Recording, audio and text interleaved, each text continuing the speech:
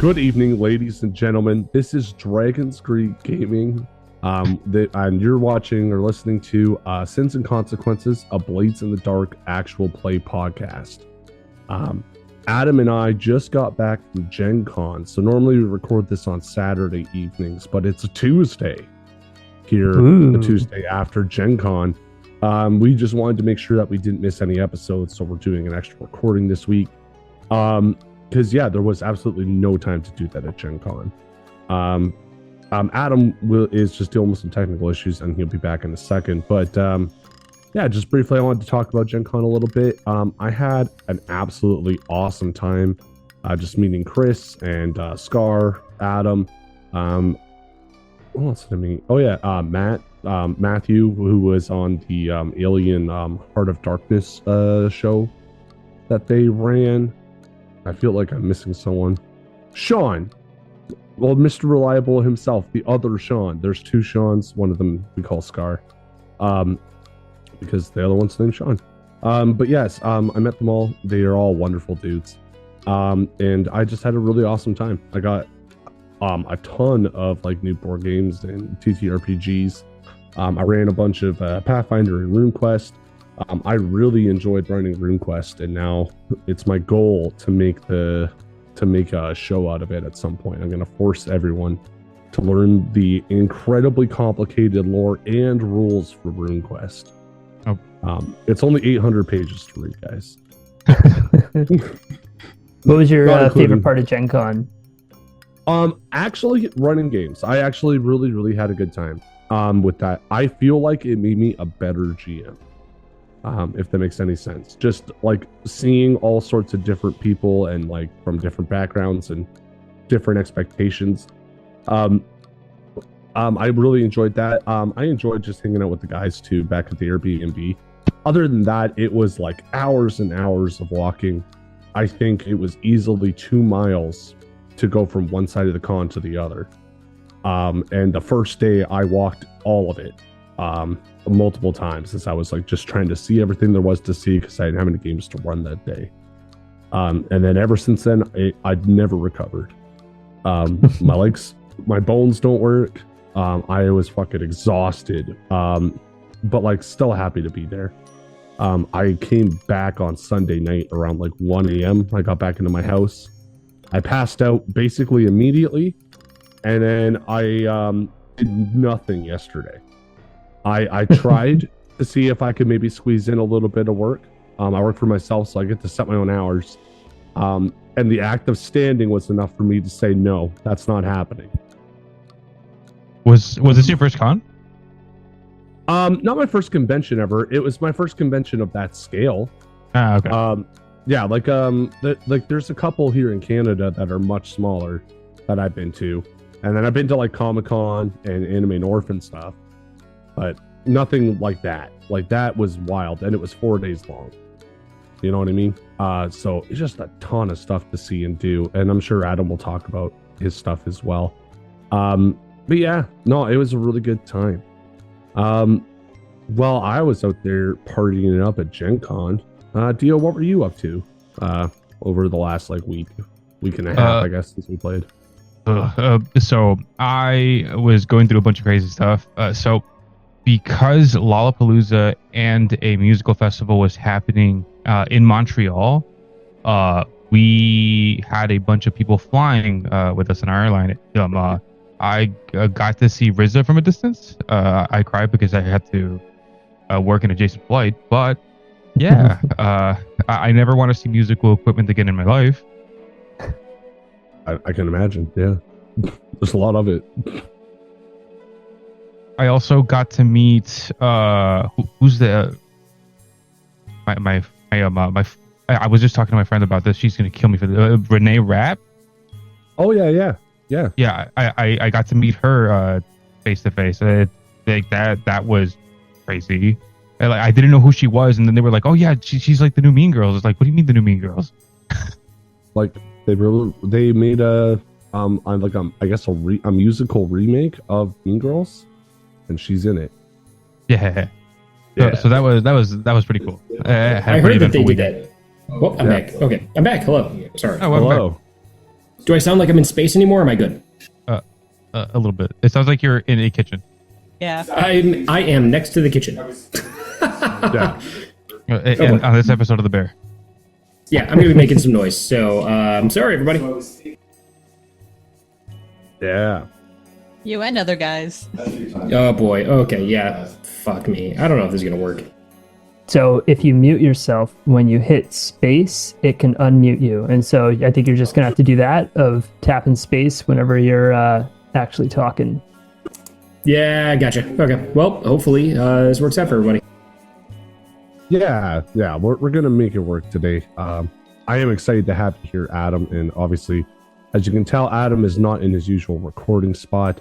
He may or may not talk about why, but we're gonna make it work. We're gonna make it work for you, the audience at home. But yeah, Dio, anything else besides meeting some famous people and hating musical equipment that happened? No, not much. Other than being completely terrified this whole week of what I could do for Albatross and making sure he doesn't become a servant to Lord Sturlock. He technically already kind of was, but like he always had the choice to leave. Not so much. Employee is different from servant. I would say. I wouldn't say that like I was a servant to like the last job I had. At some point I was like, I don't want to work here anymore, so I stopped working there. Like the first few jobs, you definitely feel like a servant, but you eventually move into employee. Yeah. Yeah. But no, I'm scared for Albatross. I'm not gonna lie, Theo. I don't know how it's gonna go. Mostly teasing. Mostly. But we'll check in with CJ. CJ. Me? You didn't make it up to Gen Con, so what were you up to that was more important than Gen Con?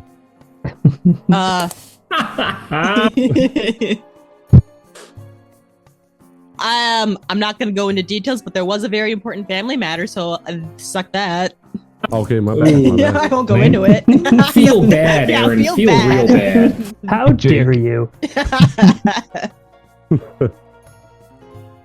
Otherwise, begging doctors to give me medicines, like, hey, the thing you medicated me for is not gone. Please give more. And they're just like, maybe. I was like, but please, I don't want to spend $30 to see a doctor again. Just give it me more. Oh, that's Is it the morphine? worst. Yes. Nice.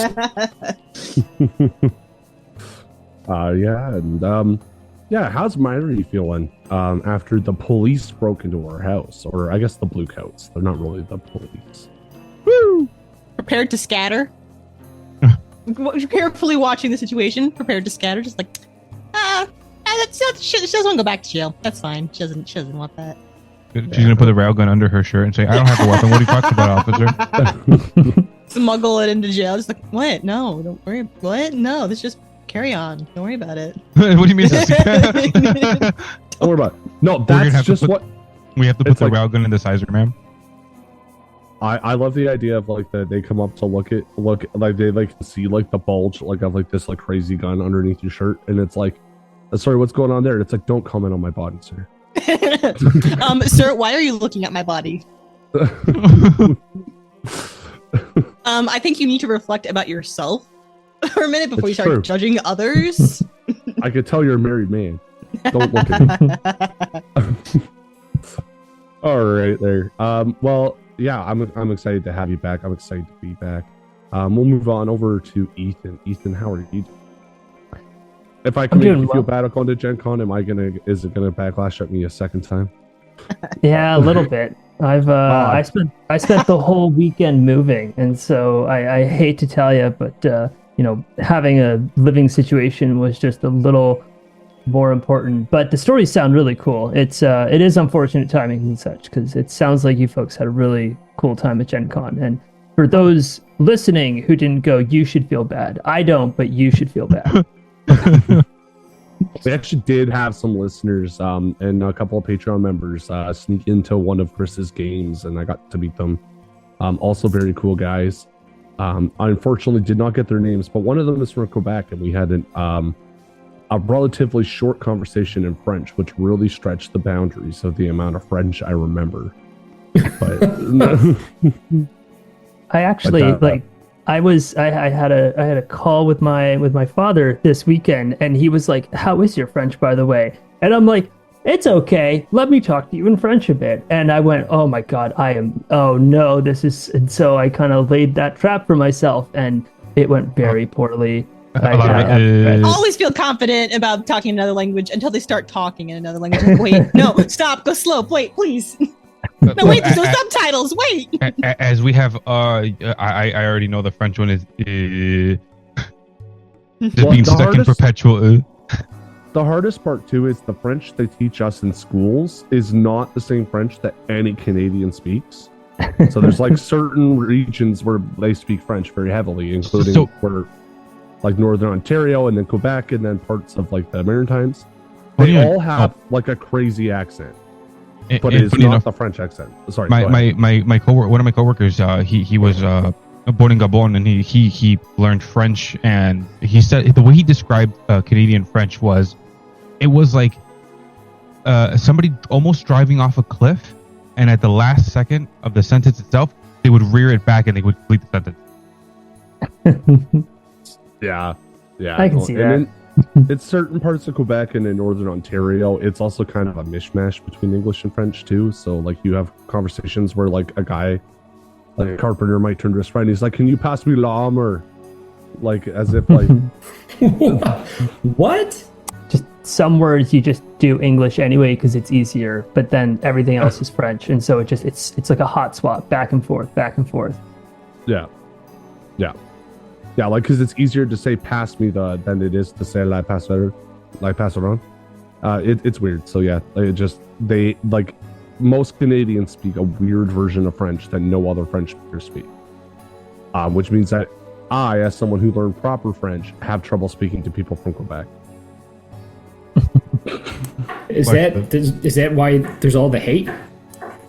Yes, that's the only reason. It's not the years of that's it. The separation and it's definitely nothing political, that's for sure. Yeah. No, it's just the way they talk.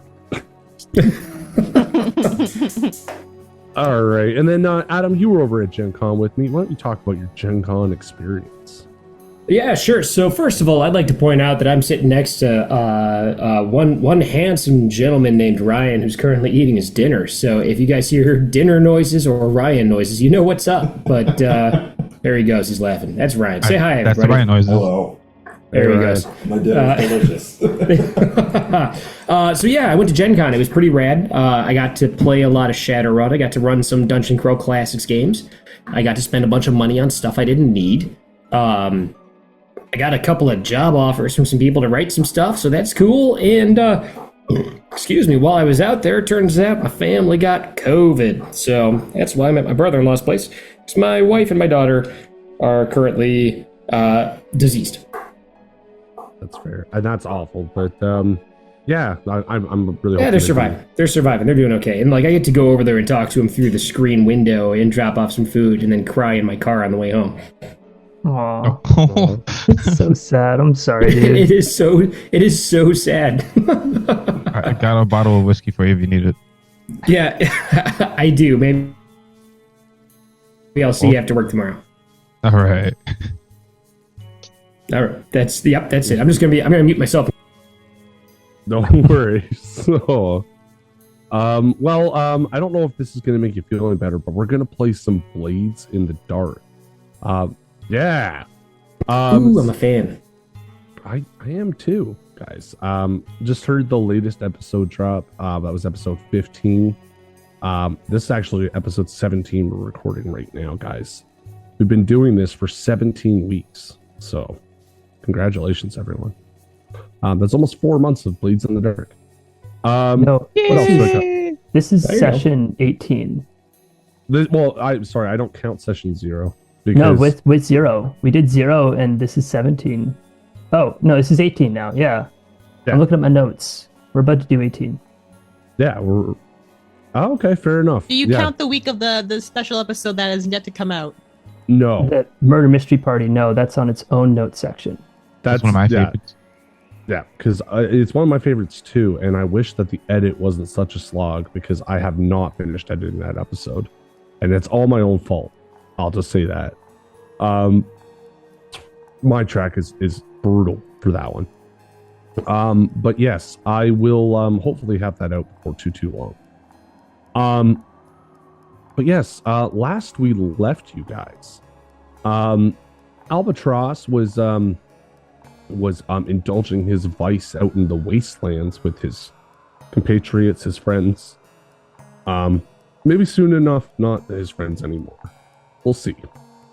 But, It's hard keeping in touch with new friends as an adult. yeah, it is. It's like, yeah, like when can we and the boys get together and hunt some demons? Like that's just, It's just so hard to make time for it. Exactly. But yes, we did have you overindulged your vice, and as a result, we picked an entanglement from the book, and because I'm a mean games master, I decided that someone in your crew needed to be arrested. And so at the end of last session, the Darmit and a series of other blue coats broke into your library. And they started grabbing people and pinning them down. And they came with an arrest warrant without a name filled in. And for those who are in the know of how the underworld in this kind of situation works, maybe Ludes would be aware of this of all people. Generally speaking, they'll show up with an arrest warrant. They're going to take one person and they're going to leave you alone. But you're going to lose that person to the system, to the meat grinder. The man. Yeah, the man. Albatross is really, he feels terrible that he's not there, guys. I'm so sorry. Not even there. Son of a bitch. But yes, This tea but tastes yes. really good. Albatross is apparently not there. I believe Bay is. Myri likely is. Anyone else not there? I should ask. Not all at once, guys. Ethan. Drillbit would be there. Yep. Yeah, Drillbit's there. I Oh, go ahead on. my connection is like really not good. Yeah, like I can't hear anything that's going on. I think I gotta drop out. No worries. Thank you for trying though, and I'm sorry. we'll see you on Saturday. So that means all of I'm Adam's sorry, characters are there. Well, it means Ludes Yeah, isn't there. But They're all just standing there, but they're T-posing. They're upright. That's just as they're getting arrested, they're T-posing still. But yeah, we'll say that Marv and them. All right. Oh. Okay. Maybe not Jacob. No, Jacob Bridgewater hasn't been there for a while. I imagine Ludes possibly scampered out once he saw the police. he's pretty drunk at that party. That sounds exactly like what the really drunk person would do as soon as, any sign of police show up. Yes. A couple things of note as Darmit holds out this warrant. You see on his right hand that he is missing his ring finger. Would have been a really cool moment for Adam, but unfortunately he had to step away, so I will tell him later. If you all recall, he was gifted a finger from Aaron Hurt. Oh, that's right. That's really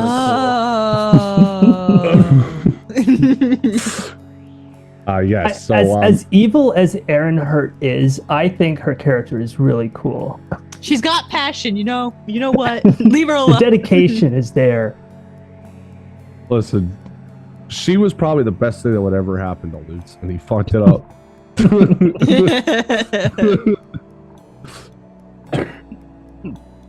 No. But yes, as he waves this around, I left it up to you guys to make a decision about how that was going to work. I believe there was a few options that were on the table, including letting one of your player characters get arrested. I believe you also could pay them an obscene amount of money or attempt to escape. Well, the money option never really wasn't an option. That's too much money. That brings us way too far back.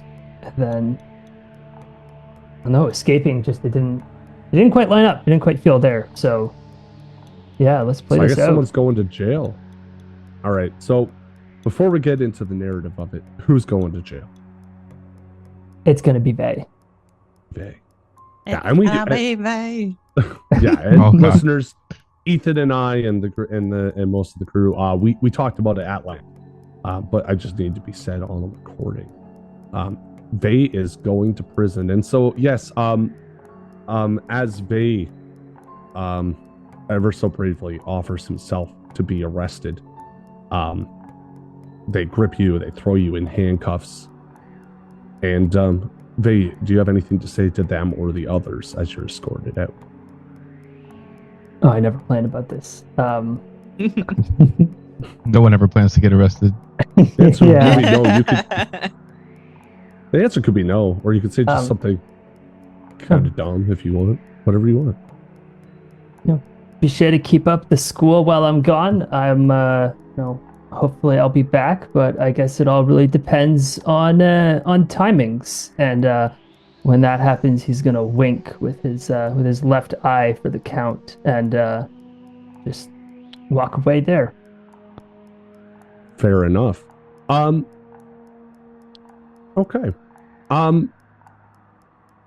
Yeah. So we follow Vay as he's escorted out. You get thrown into the back of like a goat-drawn carriage with a pair of these men as they take you down to get booked. It's a process you've been through all too recently. As you're taken there, and there's a mock trial the following day, where they just look at the warrant and they go, "Is your name Vay Helker?" It is. Okay, perfect. Seems about right. And sure enough, they book you and they send you back to Iron Hook Prison.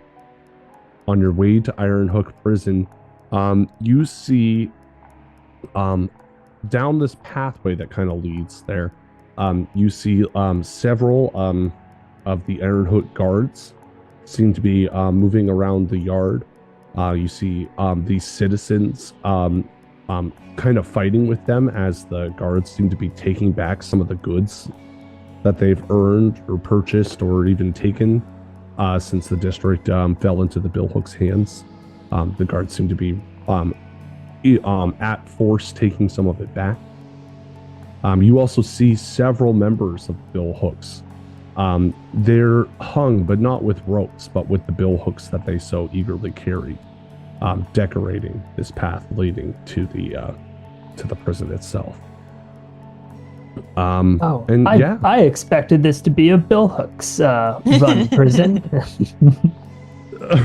Well, that's new. Yes. But we'll take a moment. We're going to slip back to the library there. We're going to return to you soon, Vay. But after this happens, we're going to mechanically reduce your heat. The only way to permanently reduce your wanted level in this game is to get arrested or to have someone else arrested. Got someone else arrested? Yes, that is a thing. You Consider are that. capable of framing people in this game in order to reduce your wanted level. We should have been doing that. Yep. Someone needs to take a fall. Yep. Unfortunately, because of the way the arrest engagement works, it doesn't work in that instance. So you'd have to do it before they're already at your Yeah. I bet. I'll remember that. But yeah. So you just lost Vay there, but you're at a point where you might want to look at what your next score is.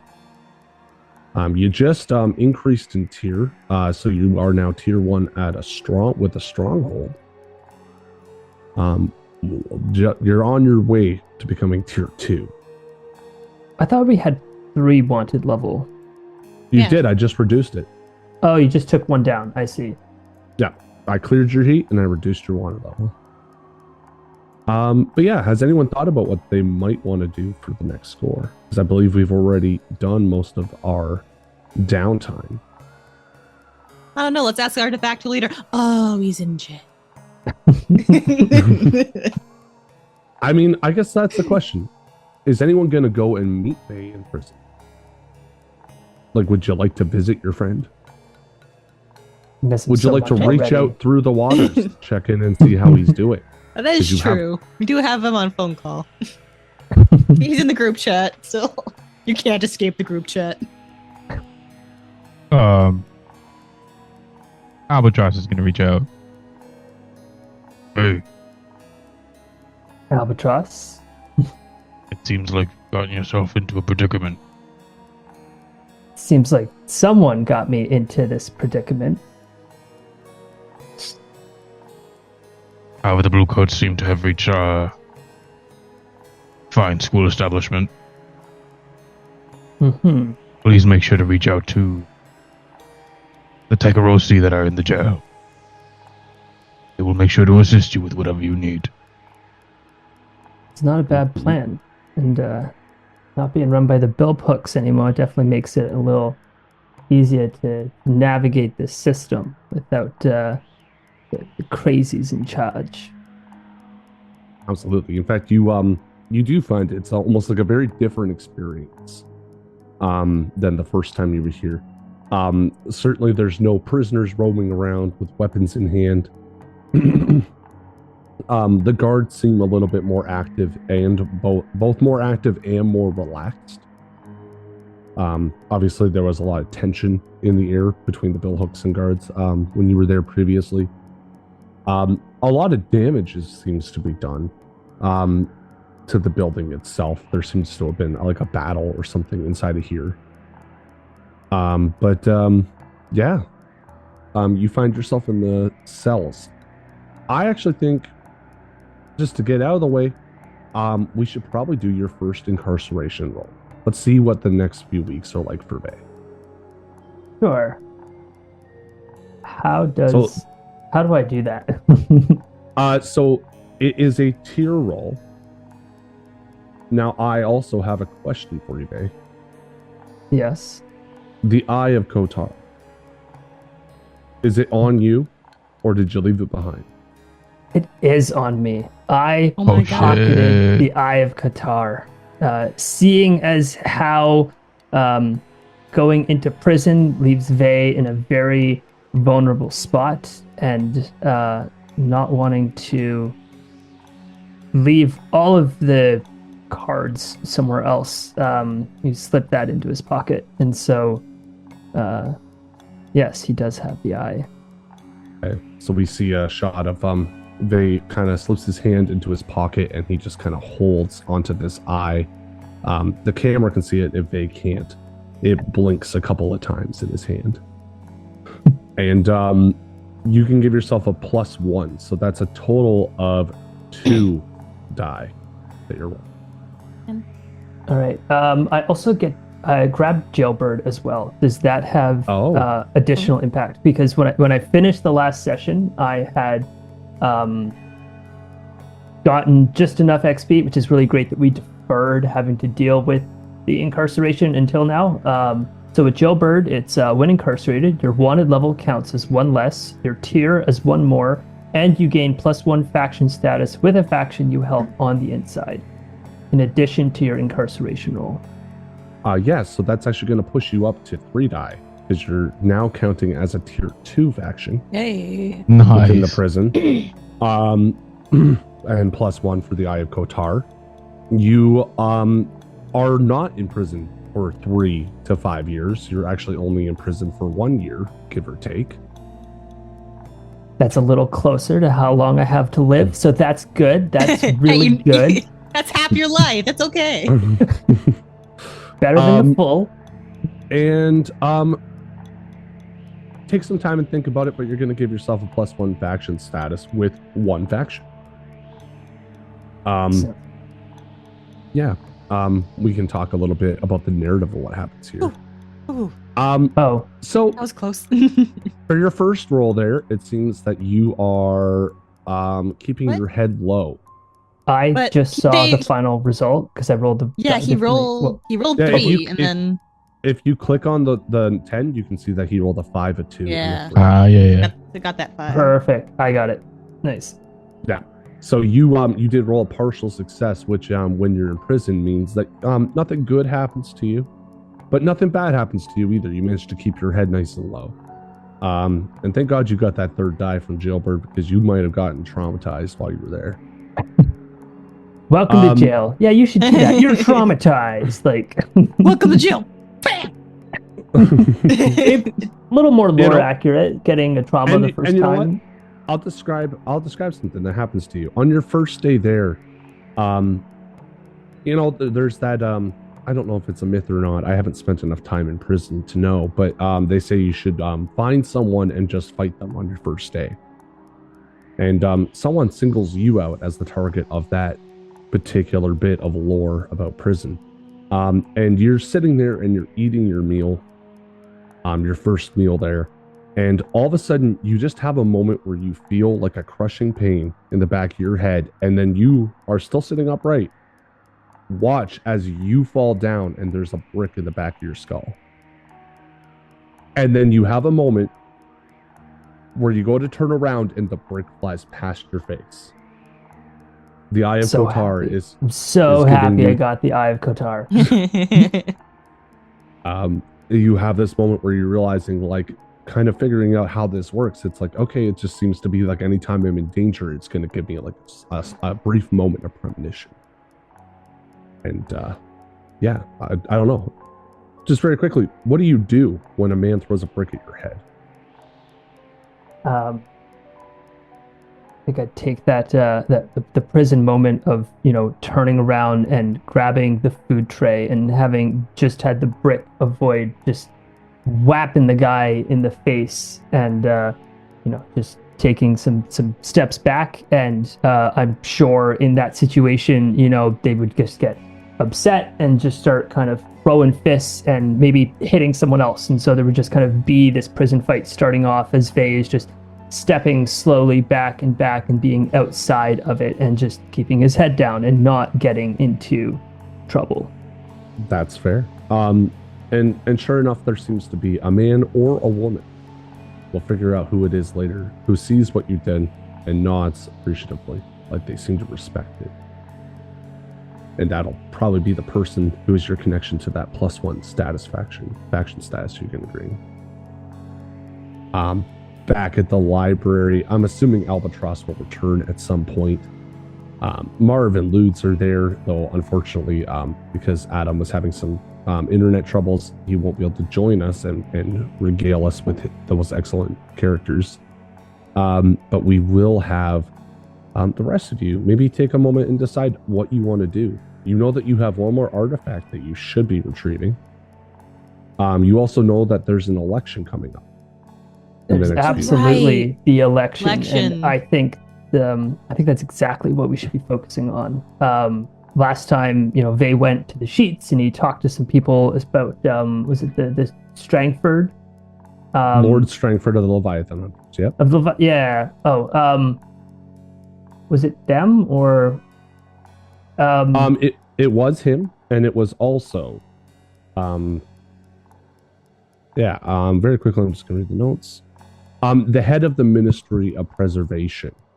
Both of them have an invested interest in Lord Skurlock not becoming the next city councilor.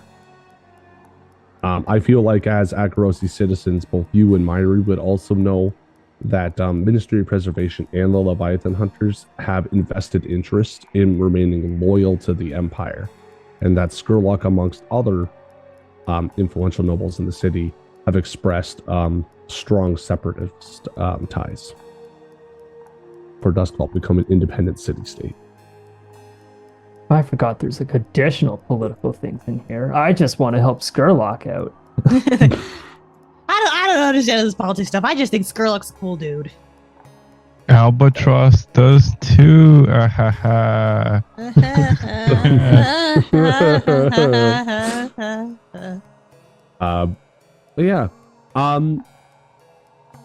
So I guess if we're going to talk election, how are you guys preparing for election?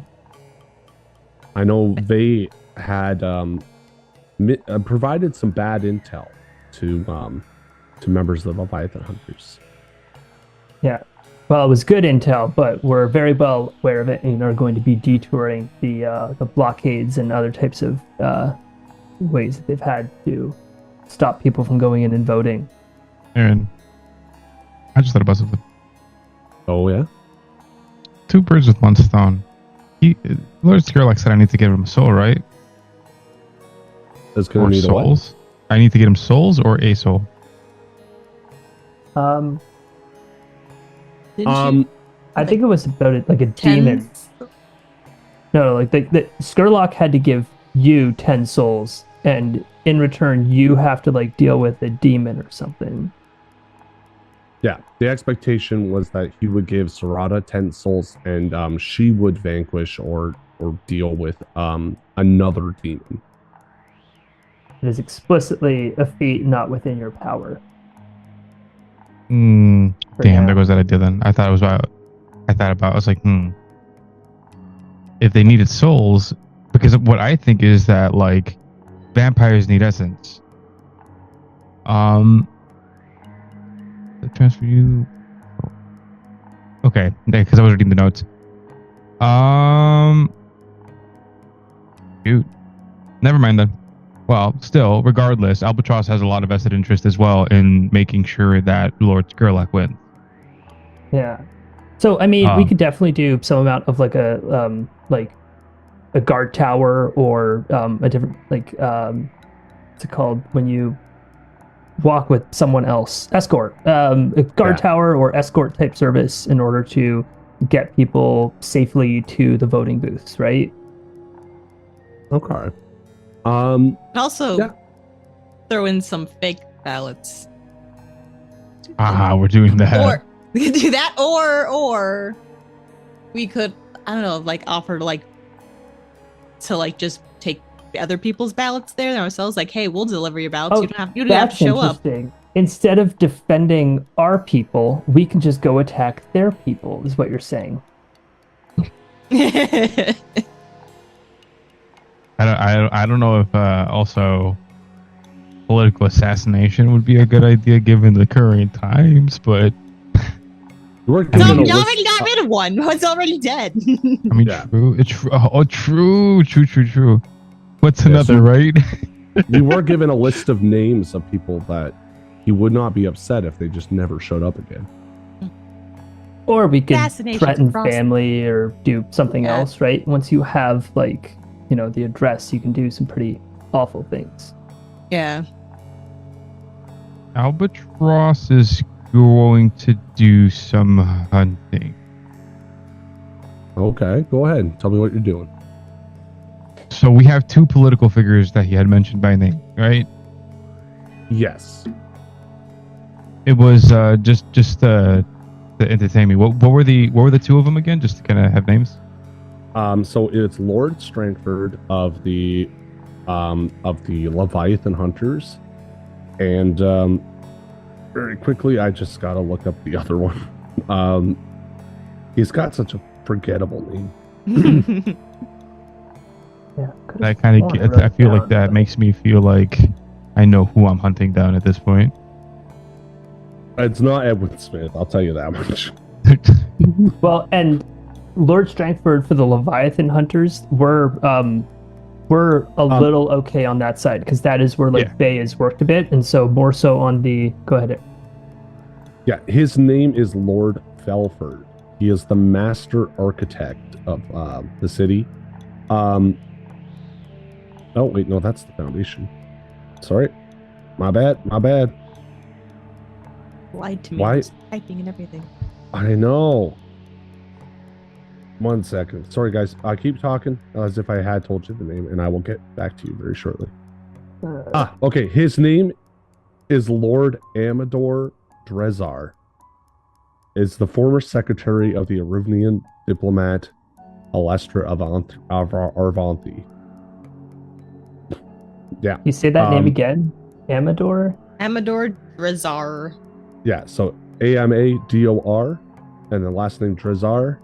Drezzar. Wow, I spelled it right. I thought you were going to be like Jazar. Just how it sounds. Yeah, no, I feel like that's a vague enough name. It might be hard to get on. But yeah, Amador Drezar is the name of the leader of the Ministry of Preservation. And she is she has a title referred to only as the curator. From here on, I'm going to only refer to her as the curator. Yeah, and you know that the curator is from a roof. Both Strangford and Drezar are on the list of names that you have, as well as a few other names from both organizations. You also see the name of the owner of the Coleridge factory, the Metalworks, which I will also look up, but it's not super important for this planning stage. Yeah. And Albatross is going to express this to everybody. Like he through the waters, he's going to say, "I think it's best that we go ahead and start taking out some of these candidates. Make sure we make Lord Skurlock's." Well, I don't think we need to outright kill them. A hint of subtlety is definitely preferred when it comes to political advancement. If I kill them, then everyone will accuse Skurlock of killing them. That way you'll leave no traces of evidence. I mean, people will whisper. And people die during these things all the time. I was more... Huh? Oh, sorry. I was going to very quickly ask anyone who's interested to give me a study roll. Control for standard effect. Me! I can do that! Once I pull up her sheet. Not a problem. Come on, you can do it. Yeah, this is a gather information more than it's an action roll that might actually come back and hurt you. That's plays in the dark. There's a lot of things that can come back and hurt you. 4. Okay, partial success. Apparently I'm burping. So yeah, you kind of make a connection here with the Ironworks, the Ministry of Preservation, Leviathan Hunters, a couple of the other names on there. They are all organizations that are explicitly showing support for the Imperium. You could reasonably fathom that if all of these people turned up dead, it would be like declaring war against the Empire. So I think if they all ended up dead, they'd be like declaring war on the Imperium. Not a good look. It would definitely make Lord Skurlock's tenure a lot drastically shorter, I'm willing to wager. If you could see... Because you cannot see Albatross's face through the waters, there's some eagerness and then having to bring himself back a little bit. Come Down, on. murder puppy. Well, it's the murder puppy only wants one thing to fall, but If you're looking for blood, there's definitely more than a few ways we can, solve this not peacefully. it's what I'm good at. I was going to suggest poison or make them sick in some way or another. I can do that too. Make them physically incapable of running in a way that does not leave them dead. We could look into possibly chemical warfare. Look into any kind of viruses or... Oh. Speaking of warfare, what if we took the approach of cutting off 6 towers from the rest of Duskvol for a week or 2? Go in, make a few precise cuts along some bridges, a few explosions, maybe lock a bridge down with some sniper fire, and just prevent other people from making their way through. Having the calm and quietness, it's a little more quiet inside the jail cell. I think that Vey is, able to meditate a bit more without, 8 other people all walking around the university. But I'm gonna like it here. Yeah, it's like, this ain't too bad. Oh, that gives me Kingpin vibes. It's just like he's out there in jail while he's still running New York City. Yeah. Oh, yeah, you're turning into a real gangster there, Vay. But yeah, like so I guess before we get too caught up in the weeds of what we're doing, is the score going to be escorting, protecting people, ensuring that Lord Skurlock is elected on election day? Or are we going to go on some of these side missions where we're killing people and doing assassinations, or doing both at once? I like a little bit of A, a little bit of B. Yeah. Yeah. Why not? Or in this case, B and C.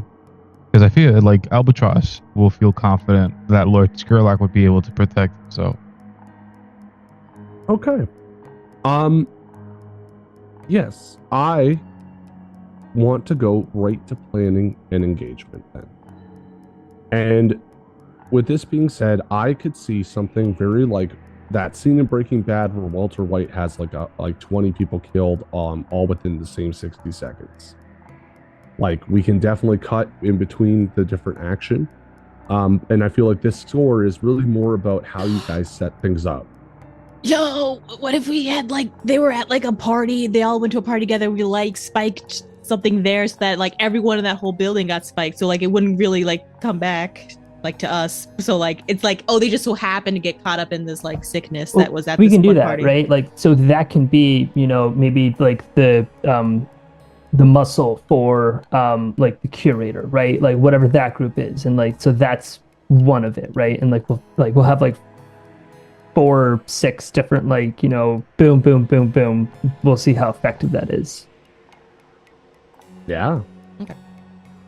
I'm really into that. So the plan.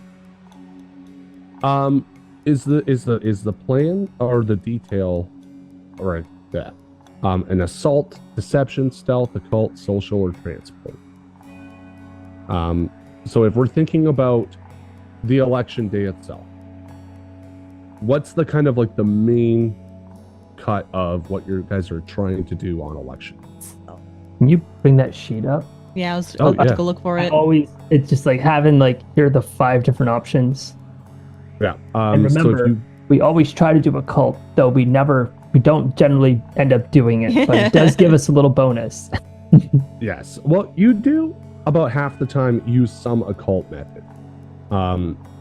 Without necessarily you're not that kind of cult. How's that sound? Can we try to theme every single one of these things to be somehow occult? Can we throw that onto ourselves? You try. Let's do it. I can talk to my bird through supernatural means if it helps. Well, it's like spiking the punch is maybe it's more of a parasite, than a poison. Ooh, wait, didn't we get that one thing from the train? No, wait. You got Leviathan's blood from the train. You also got the Hand of Kotar. I think were the kind of the 2 things from that score. What adverse effects would the Hand of Kotar do if it were to be put into a liquid? I don't know. Take some nails, just trim a few nails. I would say that actually, if you want to go down that route, it could totally work. I think it would be interesting. You might not kill them. You might just do something horrible to them. Really fuck up their lives. That sounds like a really fun, irresponsible thing to do. Absolutely. Let's do it. Okay, so we're going to engage a supernatural power. That the group of you have decided that you're going to take the fingernails of Kotar, mix it into some sort of concoction, and you're going to hand it to them at some sort of event that they are going to together. I'm into it. So that... Oh, yeah, go ahead. No, go on. And so there's that kind of aspect of it. Like we have like a list of like probably about 10 people's names. Most of them, some of them are very high-ranking members within the city, and a lot of them are just people that work for those people. So you have a list of names. We can definitely say that there's going to be some sort of like event or a meeting that they're going to in the near future that you guys would be able to figure out. And you are going to poison them with some sort of strange demonic ritual magics, which is honestly rad. For the election day, so if that's the main like kind of gist of the score, we may want to look at doing some like setup stuff for the election day itself, and then relying on your cohorts for that. I think the route we should take would be deception. Okay, so we have the the route we're taking is a cult if we're doing like that demon poison. Oh, okay. That's what we call it. But yeah, ultimately, yeah, there is going to be some sneaking and deception and stuff like that to get them to drink it. I was talking more like towards election day itself. Stuff. Like to try to help like Lord Skurlock have his election be there and be able to give a speech. Ooh. I'm gonna make a pitch for that actually, because that made me think of something. What if you had a fake like you told all the people that you know are loyal to the Skurlock that the real voting place is at your church or at your library, but then you have like separate polling stations that just aren't real for everyone else to vote at. Oh, That's pretty cool. Yeah, Another notch. Yeah. Yeah, I mean, it makes it easy to get elected when half the voters don't know where they're supposed to be. It worked for a lot of southern states here in the U.S. Oh, yeah. I'm like, Ooh. good job so far keeping the political episode on the Duskvol political landscape, and we will continue to do so. It is the credo of Dragon's Creek Gaming that we don't get overly political, not because we think that bad things should be happening, but because we all need a break from it from time to time. And yeah. So yeah. So I mean, like, if you like the idea, we can go with it. Otherwise, feel free to pitch your own idea. But we're gonna have the main cut of this score kind of be this assassination / occult business that you're dealing with. And so keep in mind your item loadouts. Once we have a better idea of like where everyone's going to be and what they're doing, we'll go from there. We're going to go right to the engagement roll, I think, unless anyone wants to gather some information about this party before we do. Should. I would say you probably should. As I went to there, I'm like, maybe now is a good time to gather information about this specifically. Recommendations might be, Myri, with you may want to look into how best to prepare something like this.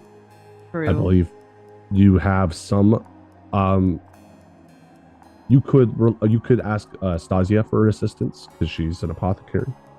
You also have some stuff on your sheet that would help you, I believe. And maybe not actually RPing, but maybe Ludes would also be a good person as far as handling the hand itself a little bit. No, so I don't know. He'd be the worst person. He tried to kill you. Oh, yeah, that's fair. Albatross would partake in that one particularly. He'll help with that. Absolutely. Yeah, I can call up my friend, get her help, and then I also got the strange methods special ability. Yeah. So I think that, I think between the two of you, you probably could figure it out. But maybe make a roll to see if you know what's gonna happen. Okay.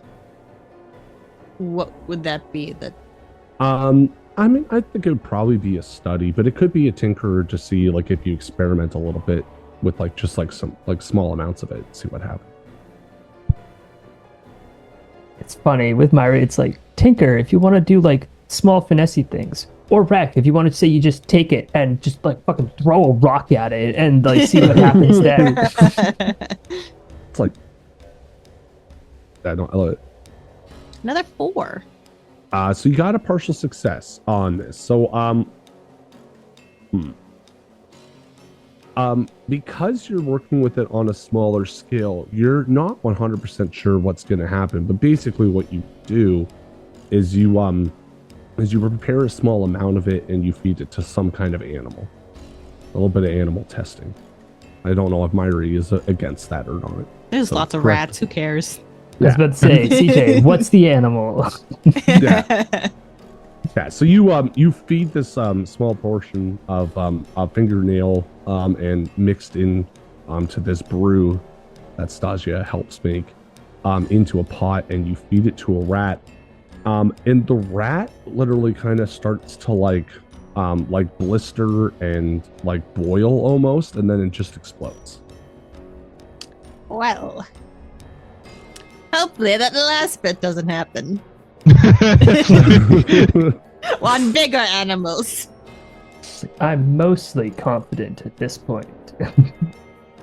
Yeah, that's a partial success. You know, at the very least, it could kill them. Maybe it might do something else, like to a human, but you are fairly certain that this would work, is what I'll say. Okay. And you also have perfected the recipe, as you and Stasia spent some time together over the course of a few days working on this together, laughing and gabbing as you guys, as you do. as you do. Albatross nervously laughing, hoping that none of these rats become violent and try to kill everybody in the room. No, they seem pretty dead.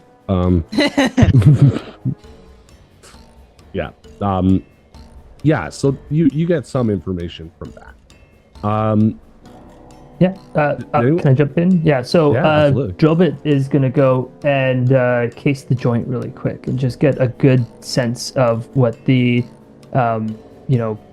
supplies going in and out of this establishment looks like, right? If we're going and we're making a brew, wanting to get a sense of how easy it is to do a bit of a hot swap, and also to see what the equipment looks like, so that with however we go when we prep it, we can make it look exactly like everything else that's going to be loaded in that day. Okay. I'm going to tell you right now, when you make your roll, the location is going to change based on how you roll. With a success or critical success being, you get to choose where it is. All right. Well, let's roll then. I'm going to use a prowl for this because I'm just looking around. Oh, yo! Shit, damn! Nothing but success in this bitch. So that would be a critical success. You want the body where I want. So you discover for certain, like there seems to be like a servant's entrance or something like that you would easily be able to slip in and out of. And then I'm going to ask you. We'll start with the district. What district do you want this meeting to take place in? Map. So, map. Noting it is very likely not to take place in Dunslow, Coleridge, Char Hollow, or Six Towers, because these are very wealthy people who may not slum it.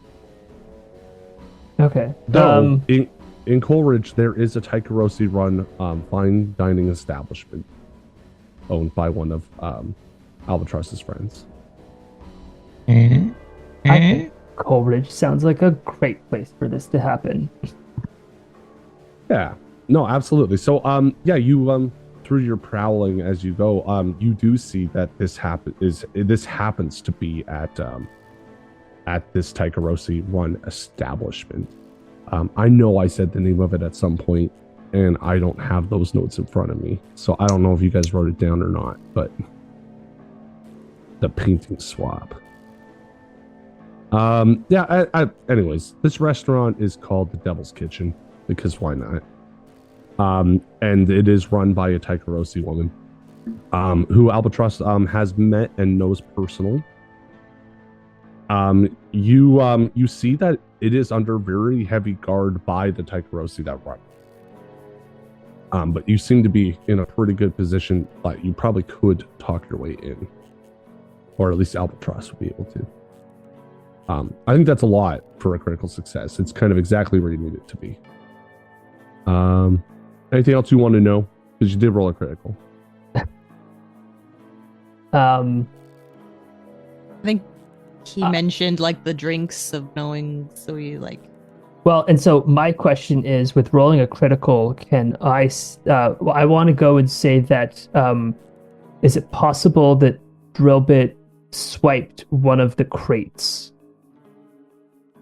Yeah. That's You bring back you want to bring back a crate of wine? Exactly. Yeah. Yeah. So you bring back a crate of fine vintage Taikarosi wine. Brewed in Akaros, but done using traditional Taikarosi methods. Albatross is going to swipe a bottle for himself. Fair enough. But yes, Give you him a have this little off crate. top. You have this crate of Taikarosi wine.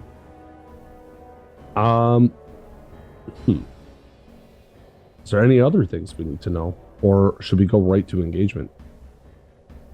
Do we have to do any pre-prep? Like, so we're doing engagement for this occult thing. Should we be doing the pre-prep for anything else happening on that day? Or is that all going to happen while we go through? So the way that this score is going to run, I'm just thinking about it and I'm kind of off the cuff of my head. So I think we're going to focus in on this scene at the restaurant. That's fair. Okay. Yeah. And the election day is going to happen afterwards. And so it is going to all kind of run into one score. Yeah. We'll just like make a point of not using our cohorts or that type of thing, to just have a few queued up for the day of the election. Yeah, we're probably not gonna do a full score for the election. It'll be a little bit of let's see how it went at the end of it. Though you guys will be able to do both of these things, so your characters will probably be able to go back and forth. So if you want to use your cohorts for this, just remember that your thugs are really injured. Oh yeah, that's right. Yes. Yeah, they need like one more round and nap. Yeah, they need to nap so hard. Though they're only at -1 die at this point because they did get a downtime to heal. And what that looks like is at the library, you see a lot of these dockers being layabouts and whining incessantly to the weeping ladies. It's just like a bunch of like hungover frat boys almost, like with like oh the man, stogies and yeah. Marv's just, it's like, oh come on, like, you know, we gotta keep drinking, like. Man, there's like this ache in my big toe, and it's just a nightmare to walk anywhere at this point. Yeah. A bit hides the wine. Oh, we need this wine. You can't touch this one. Okay. So we'll go to engagement roll, and that's gonna set where we start this and where the first obstacle is gonna come into play. Because if you roll a success, we're just gonna breeze right through the creation of the potion. And you can describe to me what how you make it and maybe even deliver it. And then we'll go to the next part where things start to take off. But if you roll desperate or risky, maybe something goes wrong with that process. So that's why I want to go right to this engagement roll. So you start with 1 because you're just so lucky. Is this operation particularly bold or daring? You did mention using the hand. Oh, yeah. I do actually think it is. I think that you have either created or orchestrated a moment that you can kill some of the most powerful people in the city, or maybe not kill them and just do something horrible to them instead. It's definitely daring. Yeah. Is this operation overly complex or contingent on many factors? Because of the critical success, because of the location of it, I'm going to say no. You are in an allied location. And I think that's kind of the key detail here is like, where are you?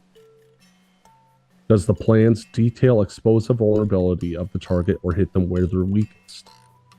I'm also going to say yes to this because people of the Empire are particularly not susceptible to, but like almost ignorant to, like a lot of imperialists are very ignorant to the way that a lot of like demonology works, a lot of occult practices, because they're not allowed to practice them. Ignorance is bliss. Yeah. Is the target strongest against this approach, or do they have particular defenses or special preparations? I'm going to take away 1 die, because there'll be at least some people at this party who are familiar. So not everyone, but some people, like, I don't know, the Leviathan hunters who fight demons for a living, may have some special protections. Can any of your friends or contacts provide aid or insight into this operation? We already have Stasia, so take another die there. And certainly any of your other allies are welcome to help. We also have the restaurant itself is your ally. Are there any enemies or rivals interfering in the operation? I don't think any of your rivals would be necessarily. And I don't think any of these people view you as an enemy. Ooh, that is interesting. Yet, right? This is the point where we become the enemies. Are there any other elements that you want to consider? Yes. I want to consider that there is a certain level of I don't know about what the potion's even going to do. Yeah, that's fair. Yeah. And depending on hopefully not explode everyone. And yes. Depending on how this is going to go, Adam's going to come back and be like, what the fuck did you guys do? Oh, the dignitary splattered against the walls. And we killed a quarter of the government. These things happen. Yeah. What was that count? So, yeah, that's where I'm just going over. So we got 2. That's neutral. 3. Yeah, we're at 3 die, I believe. Whenever you do these engagement things, I'm like, wow, yeah. It always feels like it's going to be so much, and then it's like, 3. Like, and usually it's like 1. So 2. I'm happy. I'm happy for 3. In this game, 4 is like the most. Oh, okay, yeah. That's you fair. know, so 3 is pretty good. All right. So yeah, who wants to roll this engagement? I roll it. Yeah, go ahead. Yeah, go ahead. I haven't rolled yet. So for dice 3. I just hit a crit, so like I think my luck is You're burned out. Yeah. And CJ's not allowed to. I'm not like I've also been getting 4s, so. Okay, it's just gonna be engagement, 3 dice, and that's it. Yep. All right, let's cross our fingers and let's see if it goes well. Whoa! Oh! Yes! I love it. Okay. Uh-oh. That's a failure. So as you guys are having this cask returned, like this crate of wine returned,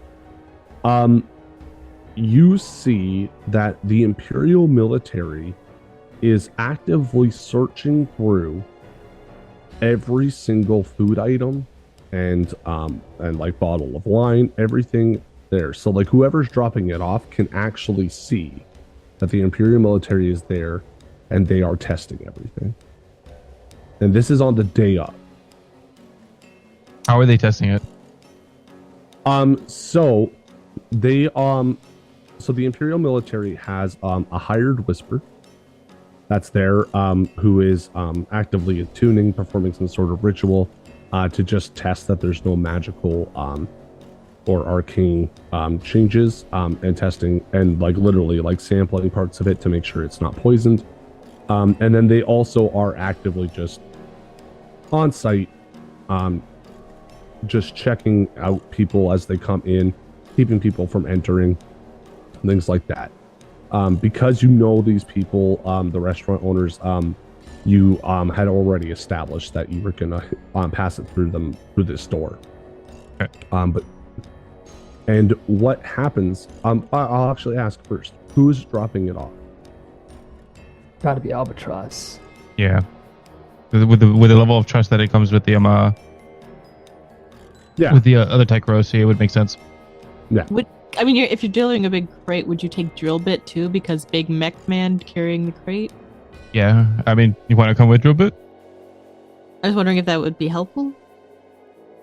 Not the most. I mean, yeah, he could kind of cloaked. I don't know. Like Drillbit is very conspicuous. No, he has a trench coat on. He Okay. has a fake mustache with googly eyes on it. Yeah. Actually, Okay. how about this, Ethan? Well, why don't you roll to see how well you disguised yourself? Well, I was just suggesting. Oh, Let's make outfits for every role, please. Okay. Yeah. I'll leave it up to you. That'll be the first desperate action. You know now that there's like this much imperial military, and realistically, it's not like there's like 100 guys here. There's like 3 guys kind of milling about in the kitchen. You see another one posted at the main entrance. It's fair. Is prowl the right thing to go? How subtle am I right now? I don't want to always do prowl because that is like the top thing with Drillbit, but like I actually don't. I don't think there's a better one.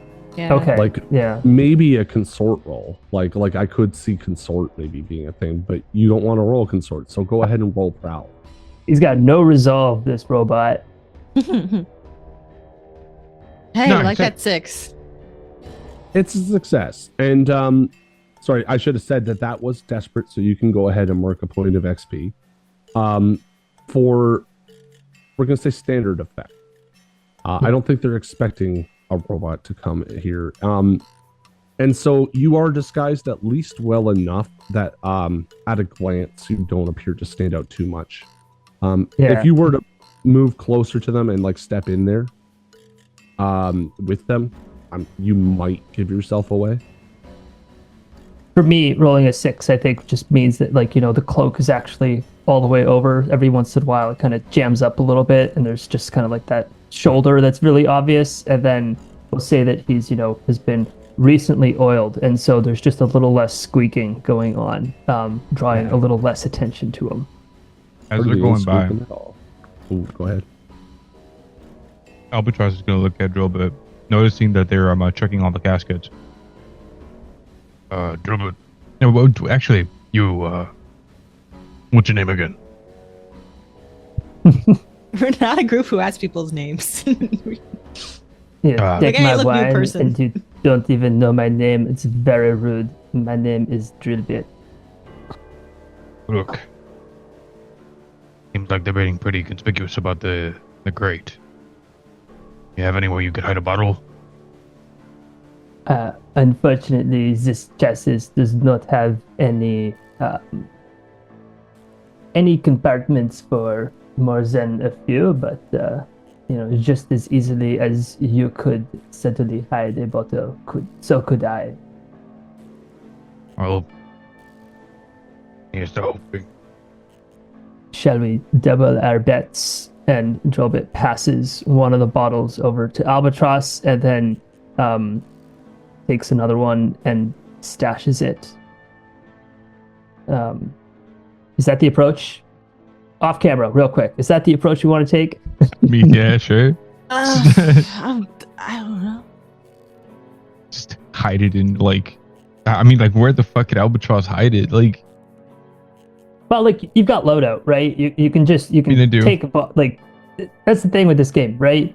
I hide, like, you know, you look at your stash and your load, right? You can just have a bottle of whiskey or something on you. So you can just take that, and, you know, we can very well, you know, have other things. But I guess the question comes into cover up. yeah. So my Okay. question to you would be then: did you start with a light, medium, or heavy load? There. I started light. Okay. So yeah, you would be able to fill in for one load this bottle of wine or whatever without a problem, without moving into medium. So you would still be pretty inconspicuous. Thing is, still, how do we get them past the guards? Inconspicuously. That's how she do. Well, what? I was about to say it's maybe what we're due is Drobit does not go in. I'm thinking No. we have Albatross go in, and when he goes to do that, and there is the check that happens, maybe we do a group attune roll or something to that effect, right? Because it's one of those, like, if we're not bringing in a whole crate and we just do like a bottle, which might reduce some amount, but maybe we could do 2 bottles. Albatross could. Like, come on, like, you can sneak 2 bottles of wine in. Like, we've all been to the movies, we know how it works. I've Not never wine, snuck but 2 bottles of wine into a movie, but into a movie Whole theater. bottles of It's wine. like, ooh, this is what Is it episode possible- we- One Good. like if he goes in without any wine on, just like, oh, just part of the staff, don't mind me, and then he goes to like a different exit, and then you kind of sneak it around back through a different door. That could work. Are there windows in Window? this establishment? We throw a bottle of wine out the window. we've been playing for 18 weeks. What did I say? Yeah. If there is no You window, know, we make windows. I'm sorry. You tell me if there's windows. Ah, wait. Yeah, no, I think that's a good idea, because then Albatross can get patted down and be seen to not be carrying anything, and then go pick it up. I think that's a good idea. Good. I would also say that, like, stepping back a bit, Veya's not down for the count just because he's in prison. That And is so right. if he needs to assist on rolls to make sure that something happens so that people get distracted, that somebody is on your guys' employ, that's all stuff that can be done. I really do appreciate these reminders of, like, oh, by the way, this is the game we're playing. Well, cool. And Like, same with say- Myri too, right? Like, Yeah. Myri can kind of drop in wherever she needs to be. Maybe she's already in the restaurant. Yeah, I'm trying to keep. Yeah. I'm thinking of, like, okay, like, if they have to come in, like, where, like, would this be, like, whenever we're going through stuff, I'm like, okay, what can I I mean- do in this situation? If we could take something out of this place without getting caught, we could put something in, no? There was a kitchen, Yeah. Well, there's And we definitely did have- a kitchen. and there was Taikarosi people we were dealing with. Yeah. So Oh, like, how thorough of a pat down would there have been at the beginning, and just try to, like, go through that way? is this Or even having the bottle of wine hidden in a special compartment that only the Taikarosi people might know. All right, here's our problem. We keep going, yeah, we could do it this way. We got to just pick one and start driving through with I it. Because, know. like, we've solved we this already about we 6 already said that ways. we like, there's no Yeah, storing true, it ahead of true. time. We already said, like, we're showing up with it today. So I think the whole just go in, you're pat down, you're clean, and then toss them up to the back. Sorry, I mean, Tossing pebbles at a lover's window. With their Thank you, bottles dog. of wine. that's the pebble. Those are Alright. love barks, okay? So I guess, yeah. So Drobit doesn't give Albatross the wine. He pulls it out, thinks about it, puts it back in the crate, and is like, "I'll meet you on the west side," and is he's gonna kind of make his way over to the side of the building and let Albatross enter. Okay. Just give me a And, catch me on the west side. Yeah. I think an interesting way to handle this might be a group prowl roll, because I think there's no issue, like, as you go in, Albatross, you see that the guards are there, and they don't seem like aggressive or angry even. They just seem to be doing their job. They quickly ask you to stop, and they pat you down. Anything you do have on you is hidden well enough that they don't find it. They don't find this bottle of wine that you're not carrying. And they send you on your way, assuming that you're one of the workers. You managed to pretty easily move over to the west side. You just got to walk around the building. There, Jolbit. But I think the prowl roll will come into play as you guys are attempting to smuggle this in through this window. All right. And I would be willing to allow you guys to do it as a group action. Yeah, sure. Yeah, I can lead that. Mari, do you want to be on this? You could be like on the first floor. I pass it up to you, and you pass it up to the second floor. It's like a I've only chain. Mari's got 1 pip in prowl. Shiova's got 2 pips in prowl. I don't know. I got 3. That's fair. Risky It sounds like you standard, guys are really good at prowl. these are the like if we had Luz with us, those are like the 3 stealthy characters, right? Yeah. Mm-hmm. Yeah. So go ahead and give me those prowl rolls there. You guys are welcome to assist, and well, I guess generally you don't assist on group actions because you're working it together. But in theory, you could have someone watching. They're watching and maybe giving a now Keeping point. signal. Yeah. So that could be an assist. You would also be able to push yourself. I do not have a devil's bargain unless you really want me to think of one. No, I don't need one. I got confidence with this prowl. Okay. He says before rolling all 1s and 2s. Yeah. I will say that this is desperate for standard effect. So go ahead and work XP if you roll it. All right. You ready, Dio? Let's go. 3, 2, go. I saw 6. I see a 6. We got 1 success. So I'll take this first too. I did roll like all 1s. You did. You really did. on 4 die, you got 3 1s and a 3. Bless Albatross. Yeah. So, go ahead. Go ahead. Do I take stress then for that? No, he takes stress for it. And the way I think that works is you're handing it up to him, and you almost drop it, and the bottles clink, and Albatross just grabs it and immediately stops the noise. With his mechanical arm, and he's staring at drill bit. Instead of throwing like 1 bottle up at a time, Drillbit just threw the whole throws the crate. whole crate up, not realizing. He's like, okay, throw him out. He's like, okay. Ooh. It's just like, son of a bitch. But surprising to you, Albatross is able to hold the whole crate with his 1 arm, but he's staring at you angrily. And yes, you managed to get it inside there. To get it inside there, Albatross. Yeah. And what I are you just gonna do? Well, I'm gonna give myself a pip and a tune because I just reached the max for that.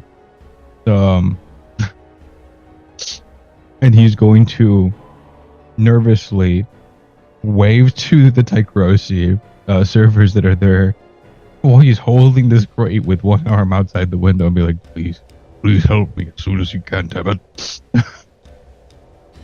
And he's gonna start passing the bottles of wine to the Tychrosi so they could start getting it ready. Because no one's gonna question a server that's already carrying bottles of wine, are they? I don't think so. I mean, that's what rolls are for in general, but yeah. I think we just need to get it there. And that's the route we'll take.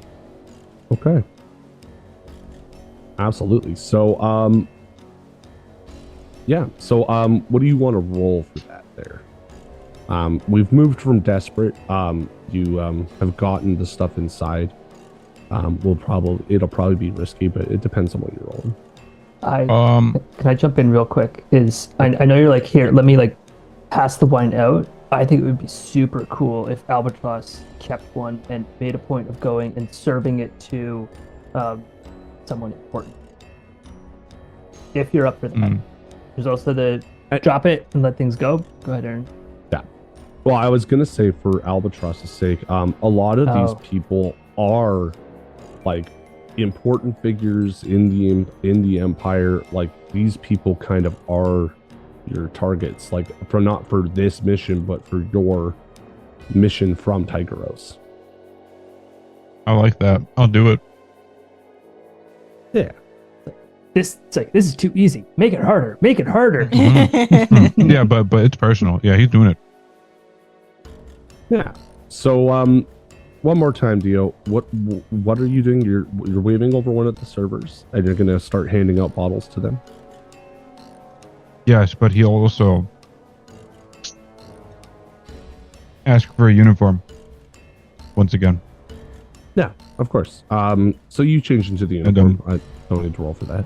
Yep. But he will wait for the party to start. And he will, like Ethan said, he's gonna want to serve it. So he's gonna approach every one of these guys and serve them a glass. Okay. So Dio, I'm gonna do something real mean to you. Sure. I want you to roll a consort roll to see if you are acting as a proper server in a fine dining establishment. Sword. I don't have a sword. Shit. That's why he's being mean to you. Yes. And I'm gonna say it's risky. for I would like standard to effect. assist. Can I push? Yes, of course you can push. But we have an assist coming your way. So sensing that Albatross is about to go into what is a very fine dining establishment, And with bloodlust coming through the waters too. bloodlust and all of that. Vey is going to reach out through the waters. I don't know if that's just whatever that is, in order to basically walk him through and just be this additional voice in the back of his head. So to just try to help add on to those types of things where just like continually trying to drown out Albatross's inner voice by pushing Vey's inner voice of like, all right, smile, nod, walk this way, watch your left, like, you know, roll your shoulder this way, don't bump into that person, like nod, this, that, and just like over and over and trying to Or from the left. yeah. Stand straight, like you got a string through your spine up through your I mean, in terms of like the posture, Albatross has always had decorum, but in terms of like his communication, because of the people that he's targeting, he does not. That's where he's gonna have a problem really being able to keep up. So Smile, Vey is smile. going to spend 1 stress in order to assist from a distance, plus the cost of a regular assist. Right. Which is that 1 or 2? Well, it would be 2, but I believe you have a special ability that allows you to do it without stress. Oh. So you spend 1 stress to help from prison. Okay, cool. That's right. I have foresight. The Yes. one skill I've had this entire game. Wow, this is not a good session for me. Okay, I it's a Tuesday. What can I Turn say? up on a Tuesday. Yeah. So yeah, you will gain an additional die from that. You are welcome to push yourself. I'll give you a devil's bargain. I already know you don't want to take this one, Dio. right. So I have taken every single devil's bargain so far. I know. Can you convince me otherwise? I can tell you what the devil's bargain is before you accept. I always say that. I always say that and wait for you to say yes, but I jest. You of course get to know what it is before you choose it.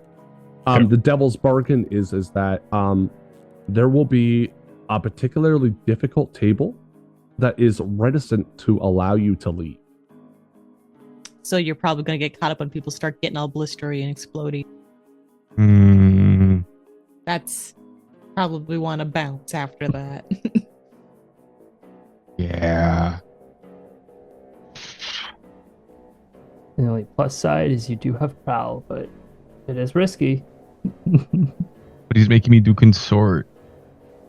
You said okay, so you said you're gonna push it, so you're at because you're getting assistance, so that's at negative. So you're 1, so you're at 2 for this. Yeah, you'd be at 2 if you push yourself. Yeah. Oh, this is making me nervous. Oh, Oh no! it's okay. That's Pull that good. trigger. Yeah, of course. Let's go. Let's see what happens. All right. You taking the devil's bargain or not? I need to know. I am. I'm not. I'm not taking this one. Okay. Oh. Okay. Whoa. Look at that. Look at that character development moment. Partial success. Partial Oh. success. I'm in here. Oh, no, no. I'm not. Okay. So that was actually only risky for standard. The only difference is I'll just adjust. I'm not going to follow those words. You're not going to experience severe harm. Oh. What you find is, with Bay's help, and there's a part of you that knows better than to lash out at these people direct. You have you are able to pour from the left and serve all these people their wine. They all allow you to pour it, and then they leave it in the center because you would know at an event like this that someone was likely to give a toast, and then they're going to and then they'll all toast together. So you managed to serve the table that has Lord Strangford, as well as Abador Duraz, I believe is her name, or his name, sorry. And a few other notable people, including the leader of the Imperial military. So his name is not in the book, so I'm going to make it up. It is General. I had to resist saying Kenobi. Damn it. Yeah, General Alistair. And the reason why he's at that table is because it is a complication for you. Is that he is there. A couple things you would know about this particular general is that he is well renowned for fighting the occult and demons, specifically in the Unity Wars in not Severos, Skullbund. So he is particularly well versed at identifying and fighting occult forces. But you do serve them their wine, and you manage to scoot out just in time to hear one of the nobleman's wives complain bitterly about the way that you allowed your sleeve to be too high up your arm. You tilt your head back enough walking. I'm bad. But yes, there, Lord Strangford stands and he begins to tell a speech, something along the lines of, ladies and gentlemen, I am so glad to see you all here today in good health and in good spirits.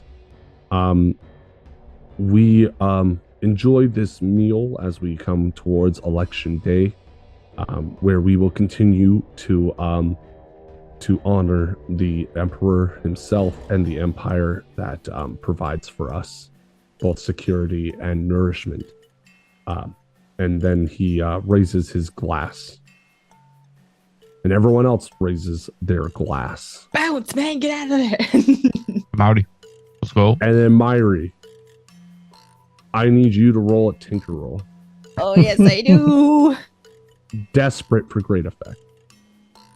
Push it. I gotta push it, but that's gonna someone's gonna get trauma from dealing with all this occult. It feels like a great time to get trauma. It's a good time to be trauma. Myri's lasted I might quite some time. explode people. Or you'll be just fine. You'll just be traumatized. That's about it. Fine, it's fine. Yeah, looks like Myri's finally gonna get that trauma. Spicy trauma. All right. To push It's it. just like, is I have to this push- I have- worthwhile for another assist? I don't know. How do you think they would assist with this? Words of affirmation. No, not quite as helpful for that one. I mean, so question about the Eye of Kotar is I know that it also affected Myri when she was nearby. Is that something that can be projected through the waters? Hmm. Or is that kind of overloading it a little? I'm gonna say no. I think it's one of those things where you have to be physically present with it. That's fair. Okay, That is. Yeah. Yeah, because it's a very powerful item. I don't think you've even discovered all it can. Yeah, I mean the other option, if we think it's good enough, is to go and use some amount of chatting with people in prison to get oh, there is money. Yeah, like there's bribing through some amount of networks to get you better material for this experiment itself, right? Actually, the difference between using a powder that is more pure. So I'm actually going to have do a flashback for that to acquire an asset. Yeah. And I'm not even going to charge you coin. I'm going to make you make a lifestyle roll. Oh. This is the first time we've had this come up. What is a lifestyle roll? So if you look at your stash, we count how many rows of stash you have all the way up to that black box. I am too short of. Yeah. Oh, here's a question. Can I put things into my stash right now? Yes. All right. I have 2 full rows then. And no money. Okay. Yeah. So now you will roll 2 die on your lifestyle roll to see if you have enough money to make those bribes. Okay. I'm just gonna do roll dice, acquire asset. Yeah. Like 4. Or where do you sit? So you gain asset of tier 0 quality. Ultimately, I think you're gonna owe someone a favor to get what you're asking for. Okay. Yeah. Yeah, I'll do it. Yeah. So you're gonna owe someone in prison a favor. And again, we might come back to who this person is, and who your allies in prison are. But yeah, you do manage to find someone. You find a very skittish-looking man. He's scratching his beard with his toenails. But you've heard that he's the one to go to get goods. You make some sort of deal with him. Take 2 stress, Verve. As you have a conversation where you it's a little stressful talking to this guy. He's very sketchy, but there's also a certain level of stress that comes from owing this man a favor. They just call him Fearbog, by the way. His name is Fearbog. But yes, he's a very scraggly looking man with a thick beard that he scratches with his toenails. And a couple days later, Myri sees like a small An unlabeled package on my door just for me. Yes, an unlabeled package with a note that says from your pal Vay. Okay. Or whatever Vay would actually write on there. From the headmaster of the school. Yeah. From the head. Well, actually, technically, I think Ludes is the headmaster. Yeah, or I Ludes guess is he's the head. dean. He's the He's dean. the dean. Yeah. He's the dean. Yeah, from your favorite accountant or something. But yeah, you see that, and it's exactly what you need to give you a +1 die on this tinker roll. All right. +2, desperate for great. Yes. I believe. 5. All right. So you have a partial success. And I'm traumatized. Yeah. And so Myri, we're gonna say that you're holding on to one of the rats as you've performed this experiment and you've been feeding the rats. One of them didn't explode. And you have it in like a jar just to kind of monitor its condition over time. You're sitting there, wherever you happen to be, and you kind of pull out this jar and you're looking at it. And the rat kind of like morphs and changes, and it stands upright, and like it's almost like it sheds its skin in front of you. It breaks out of the jar, and it like kind of grabs you, and it starts whispering into your ear. Gonna ratatouille me. No. Yeah, there is a moment where yes, it starts whispering into your ear in like a strange language you don't understand, but you French. feel compelled to bring it food. And get it an RC car. No, sorry, RC plane. Make lasagna, make lasagna. Yeah. God. And so, Myri, you have become traumatized. What's your trauma? And that will change what it orders you to do. I always wanted to give her paranoid. All right. It begins like to whisper into your ear, and maybe even like kind of starts to crawl inside of it. You can pull it out if you want for free. Okay, thank you. But the earworm of this, like these words that it's uttering, it goes into your head, and you realize that everywhere you look are enemies and things that could hurt you and the people that you care about. And it's this moment where it's almost different than the supernatural effect that happened when you dealt with the weeping woman, in that you can tell that this isn't going to go away anytime soon. But that does happen to you. Okay. And then we cut to the toast, and all of these wealthy individuals begin to lavishly chug their wine, and you didn't serve everyone, and there wasn't enough bottles to, or not everyone in the room got served. Just specifically the tables and the names that you mentioned. We see them begin to like choke and sputter their albatross.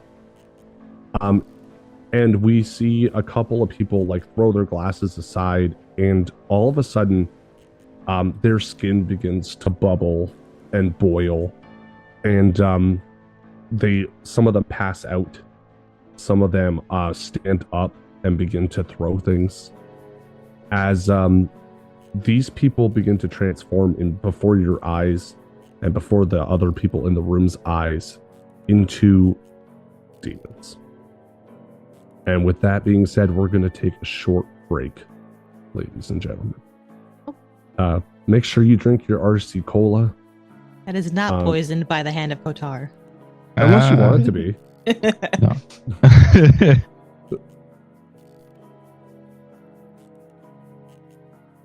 Ladies and gentlemen, we're back. We're back so hard. We were just kind of talking about Myri getting traumatized there. I personally think in my mind that this demon rat was purposely awakening some of like the darkest and most like toxic behaviors within Myri.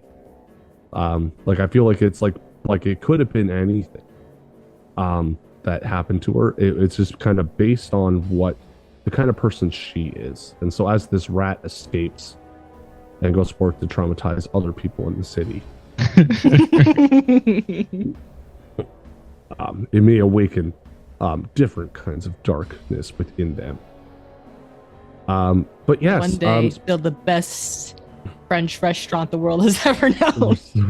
Yes, as he puppets people into getting a Michelin star, or get adopted by a family in New York. That's true. Yeah. All he wanted was a family to drive a little RC boat in the lake.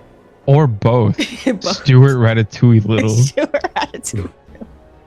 I didn't even think about making it Stuart Little. I should have made it Stuart Little. That's why I said it's gonna be whispering into Myri's ear. Get me an RC car. I honestly, you said that, and I was like, "What the hell is he talking about?" I gotta keep moving. But yeah, we're back, ladies and gentlemen. Really quick, because I didn't say it at the top of the episode. There was just a lot going on with technical difficulties and stuff, and it being a Tuesday. Just Tuesdays are a bad day. in general all the time. But yes, I forgot to thank Sydney Fable, who I actually just heard on, I think it was episode 14. I accidentally called Sydney Sweeney, which I think is kind of funny because she's like that actress from Euphoria, which is a show I've never seen. Oh, But all I know, I've never seen Euphoria, but I hear a lot of people talk about how hot Sydney Sweeney is. And then I looked at her and she looks like a child to me. So I'm like, you all need to calm the fuck down. But that's all I really... like kids getting high. It's just like a show about kids that are like teenagers, like partying and stuff. Teenagers, or I thought they were college kids. I No. haven't seen it either. Yeah, I don't know. I remember there being a thing where it was like kind of weird how sexual the show is because the kids were underage. Which, mind you, now I think about it, I watch Skins, which is like the British show, which is basically the same premise. And yeah, it's just kind of weird how many shows there are that are just about teenagers having sex. So, yeah, let's move on with our lives. Let's not dig into that. Anyway. Yeah, but Sydney Fable, thank you very much for for providing music for this show. You're probably listening to it right now, if you're at home or in your car or just walking around with headphones in, whatever you're doing. And then I also just wanted to thank Nightland once again, who provided the lovely character art for our 4 main characters. Though they have changed so much over the course of the story, I feel like they may not look like those character portraits anymore. With Myri losing half her hair, and Lude's growing more and more nipples by the day. They may not look exactly like that anymore. But yeah, I'm just thanking those 2 people. If you want to check out Nightland's work, check out our Facebook page or my Instagram or the Blades in the Dark Facebook page. I should be posting it there soon as well.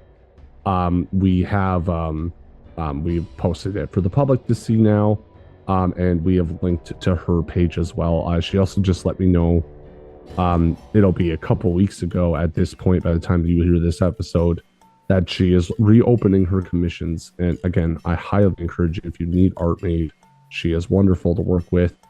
And her prices are pretty reasonable. Sometimes you have people that are like, I'm gonna draw you a mediocre picture and I want $600 for it. She doesn't do that. She draws you an excellent picture and it costs less than that. So I really like the lighting on like the character portraits that we have. Like I think that's really cool. Yeah, and like she also did the cover art for this one. And if you ever get a chance to look at it larger, or if you go to the Facebook page every week, you can take a look at it. It's awesome. Like she did such a good job with that by herself. That's why I got the other 4 pictures done. So yeah, she's just wonderful to work for. You can check out her artist page at nightland.weebly.com. That's NYTLIN.weebly.com, or you can just go to What the Die podcast, where she is a cast member on it was a Pathfinder podcast, and then I believe that in a homebrew world, and they are actually going switching over to Shadowrun as they explore the future of that world in the upcoming season. So yeah, check all that stuff out. It's very good. If you haven't already, like, rate, review, comment, whatever you feel like doing on any of our stuff. Even on this episode, you should comment on this episode and say, Aaron, eat a bag of dicks, and I'll see that on YouTube and I'll be like, yeah, thank you. Please harass me in the comments. What else is going on? Yeah, please. I love it. Sorry. But yeah, no. Other than that, I think we're in the middle of a score. I believe that these rich nobles got together inside a Taikarosu restaurant, and they were indulging in some wine that Myri had laced or brewed with the Hand of Kotar's fingernails, hoping that it would do something horrific and horrible to them, and it sure did. What did you guys hope would happen when you decided that this was going to go down? I mean, That's a good question. Yeah, horrible things, if you will. The closest thing to death, but I mean, like this is pretty much there. Yes. And so Albatross and Drillbit, you are canonically already in place. We haven't decided where Myri or Shiova are, but as you're in this restaurant and the patrons, or at least most of the patrons, begin to transform into demons, with the exception of one man. Do you remember his name, the general's name, there, Dio? I said it like moments ago. Was it General Alistair? It was General Alistair. General Alistair, he actually never actually took a drink from his glass. And he immediately begins to draw his saber as the other people at the table begin to attack him and the other patrons and some of the Tycherosis staff. Oh, shit. Albatross, you're in the room. What are you doing? Albatross is going to try to help combat some of the demons and help not just the Tycherosi, but anybody who did transform. Okay. And how are you doing that? What do you got? It's gonna have to be hand-to-hand combat, so it's gonna be defensive for now. No, maybe no killing, but just kind of trying to keep people out of trouble, pushing people out of the way, trying to escort people and getting them out of the room. Okay. So with the focus on being trying to help people get out of the room, probably with the focus on the staff, go ahead and tell me what you're rolling. I'm gonna do prowl, trying to misdirect, keeping the demons on him while he's getting everyone out of the way. Okay. Yeah, I'll take it. Yeah, you're kind of helping the others to prowl, but I'll yeah, that makes sense. So go ahead and give me a prowl roll. No devil's bargain at this time, but you are welcome to push yourself if you so desire. Absolutely. It's going to be risky for limited effect. There's a lot going on here, and I feel like you can't save everyone. Okay. It's a success. So you do manage to grab like a pair of like unarmed of a pair of the servers and get them out of the room. Maybe even start getting people to evacuate out of the kitchen. And so yeah, you see that through as that door closes and it's got that porthole window kind of opens and closes as you barge through it. You just see blood splatter across it, and the face of like deformed anglerfish men and women with like impossibly long arms and cat-like features as they leap, and there is just violence in the dining room. Drillbit, you are outside of this location. You hear the ringing of the bells. I do. And so making his way through the people who are, leaving and getting out, Drillbit is going to make his way to the doorway of just this whole scene going on of, I'm sure, demons attacking and blood and screams and all of that, and is going to yell out of like, we need to get out of here. Over to Albatross. Now, in the waters, he's gonna respond, way ahead of you. Get all the people out of here. Anyone who can. Please. And he's going to continue trying to get as many people as he can. Given the success roll, how many of the Tycherosi servers have gotten out? We'll say there was 4 in the room, and you just grabbed the first 2 you saw. Okay. Where Drillbit's standing, you can see the other 2 as they are kind of like trying to hide underneath tables. I guess it's Drillbit. Yeah.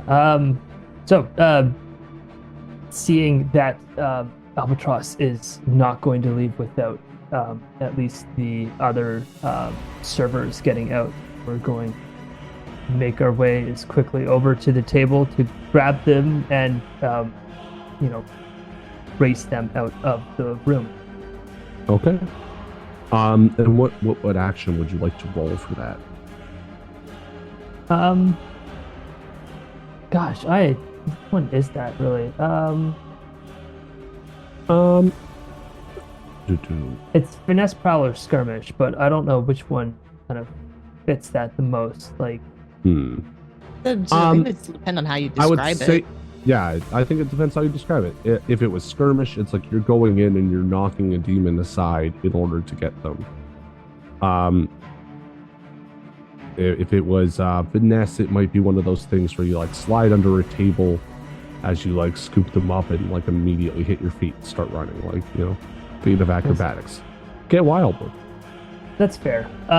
So seeing the current state of this room and how messy it is with everything knocked over and not in a good spot, we're not going to go about this very stealthily and quietly. And so I think I'm going to roll a skirmish on this, in that Drillbit is going to just, make his way forward as quickly as possible because,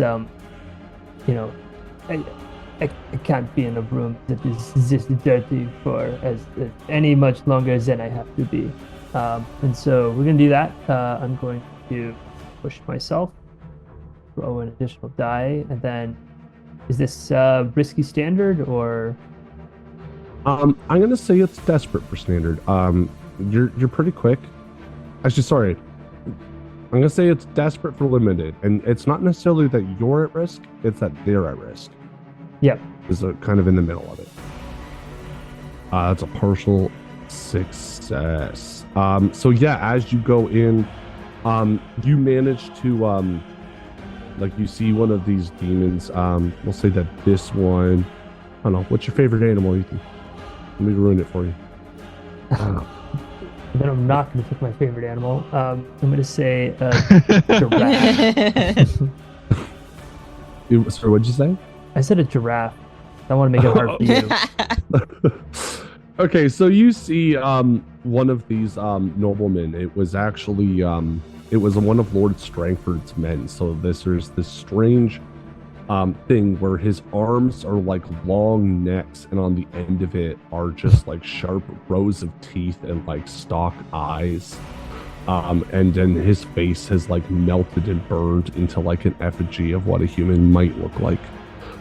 As he waves his long arms around. He swings his arm and it knocks the table aside, and you go to move in, and he kind of like on these head hands that he has, the neck bends and he launches himself towards you. You lash out at him as he lashes out at you. You're going to take severe harm. So coming your way is a level 3 harm. Called giraffe. Giraffe. There's a giraffe in here. I'm going to resist that harm. Okay. So you can roll to resist that harm. Probably, I would say prowess. You can also pop armor to reduce it by 1 stage. No, I'm going to resist it. Okay. So you take 1 point of stress. Or, I guess, strain to do that. That's going to bring it to a level 2 harm. Oh, that brings it to 2. And if you pop armor, that'll bring it to a level 1. Okay, I'm going to have to pop armor then, because I already have 2. Oh, yeah. If you took a level 2 harm right now, that would be a level 3 harm. Yeah. So, I will pop armor. Yeah. So, yeah, go ahead and mark that off or whatever. But yes, so you managed to stop this. It's kind of horrifying, this giraffe armed man monster, as it like kind of whips at you. Its neck like kind of bends around, and I don't know if you've ever seen giraffes fight before. Ethan, you did this, by the way. Yeah. So like it's just kind of bludgeoning you with its like neck arms. As you like kind of like you ask them to leave, or like you show them like go out that way. You are wrestling with this thing. You take some heavy draft damage, and you are just behind the other two servers as you go to sprint towards the kitchen. I like to think that Drillbit is holding up his mop, and there are these two giraffe hand arms like forward, and it's like that way, like quickly now, and is I love it. Yeah. So the two of them are there. Myri, you would be aware, or Myri or Shielva, whoever is around, would be aware that this is kind of happening. Maybe you want to come in with that carriage to see if you can help your friends escape this mess. Oh, okay. Before the spirit wardens arrive. That is true. Oh, because it's definitely gonna fucking be there. Oh god. The getaway car. Can Myri do it? Because she's traumatized now. Yeah, I'm NBC. gonna say that this is a kind of a new scene. That was like before that the math, like that was literally it Okay. happened right at the end of a scene. So yeah, come back. What do you use to drive a cart? Goats. Okay, yes, but Roll for goats. I got 3 pips and goat. I think whatever makes sense, right? So like, you could use finesse to drive it particularly well. You could use Tinker to say you've done something to the cart that makes it move faster. Jetpack goats. Yeah, You know, I like could modify it. realistically, the challenge in this is not going to be whether or not you can drive the cart, right? Mhm. I'm not gonna make you roll for that. Yeah. So I would say describe. Yeah, go ahead and describe what you're doing, and then I'll step in and be like at this point you should probably roll because that's gonna sound like a challenge. So Myri, you're piloting these goats after you've having that really weird encounter with the skeletal rat. But you hear the screams going on inside. You can hear the voices coming through the water. What do you do? Can I use Hunt to track a target being my friend so I can spot them out in a crowd so I can pull up beside them? Yeah. You see, people are starting to spill out the back, and then we'll say Albatross and Drillbit. You manage to kind of like force people out ahead of you, but you break out as well as the general and large like dog demon of some kind. Like it's like a man with like a dog coming out of his chest. Come tumbling in through the door, and they are like engaged in combat together. So you burst out behind the scene. Go ahead and roll Hunt so that you can get into the right location to pick them up. Okay. And since we're fresh clear on stress, let's go ahead and push that. Absolutely.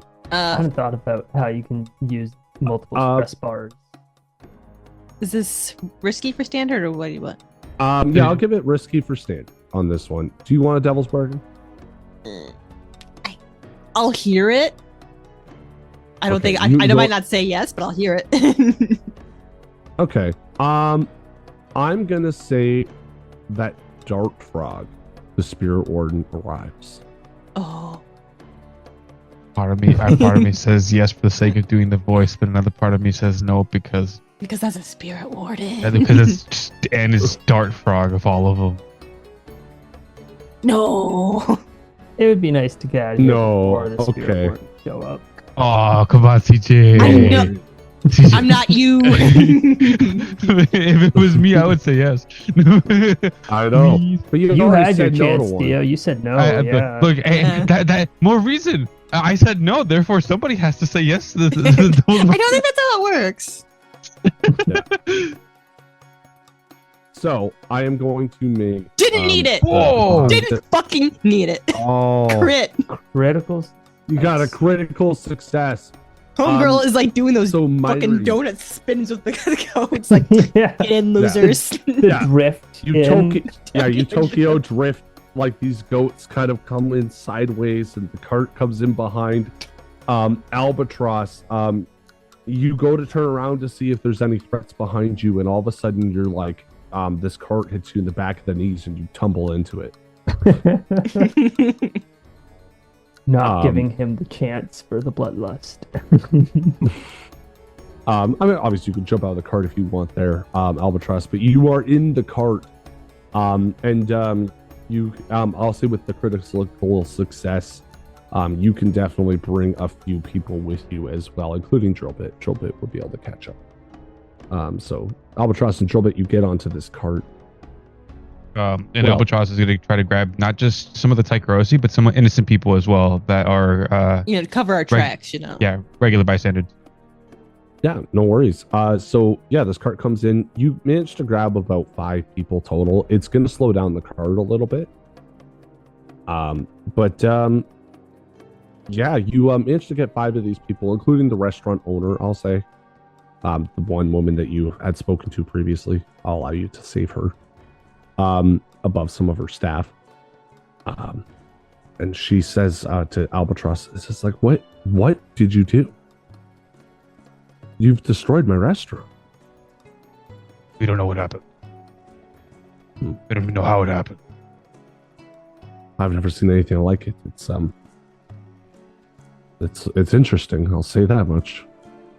And yeah, you I'll say at this point in time, you guys probably managed to escape. It's not a very dangerous score, but it's important. We're going to quickly resolve a couple of things as this leads into the next week or so, during which election day is going to happen. What are your preparations for election day? We've discussed things such as blowing up bridges and keeping everyone out of the district for a week. We've discussed so many options. Yeah.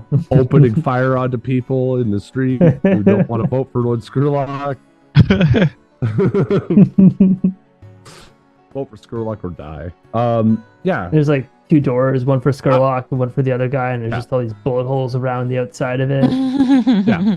The score is more or less resolved, but I feel like these 2 things are very intrinsically connected in such a way that I do want to see how this kind of resolves, and maybe with just 1 roll per player.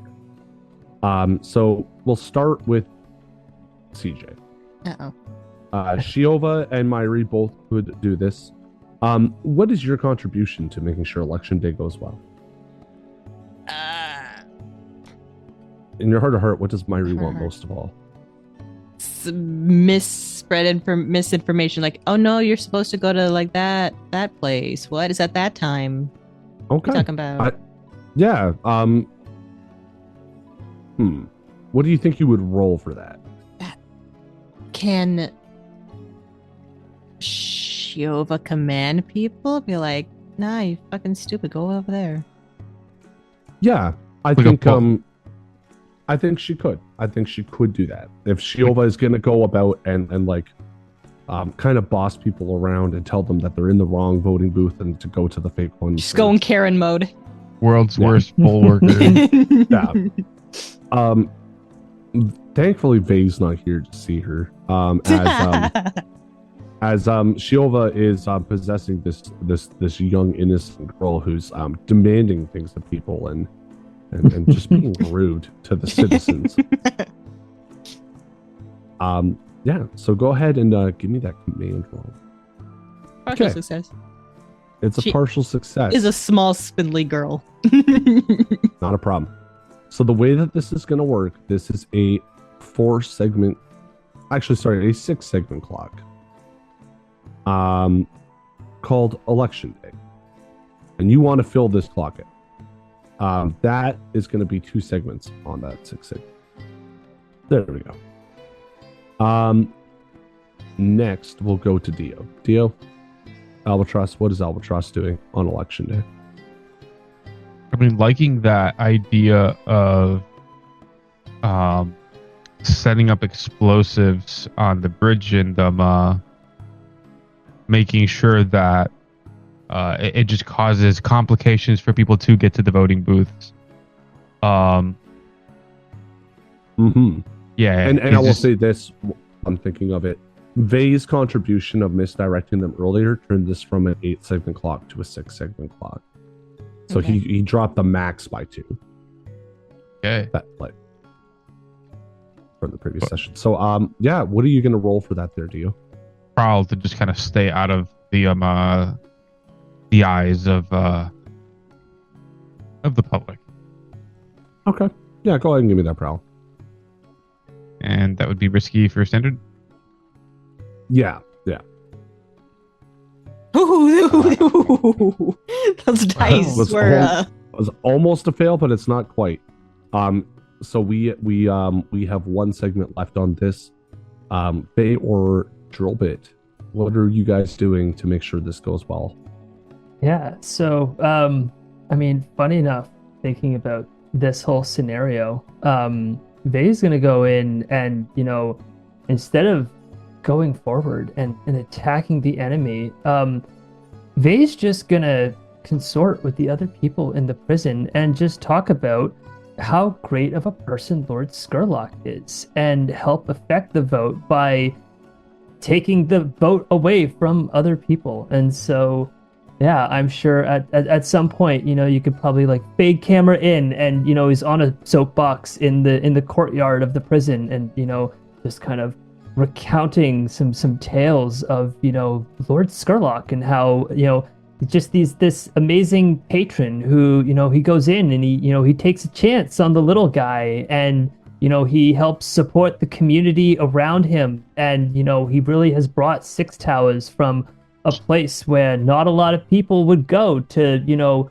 somewhere that, even a schluck like me who's, couldn't make it in the Railjacks is able to, start his own school. And, how amazing that is.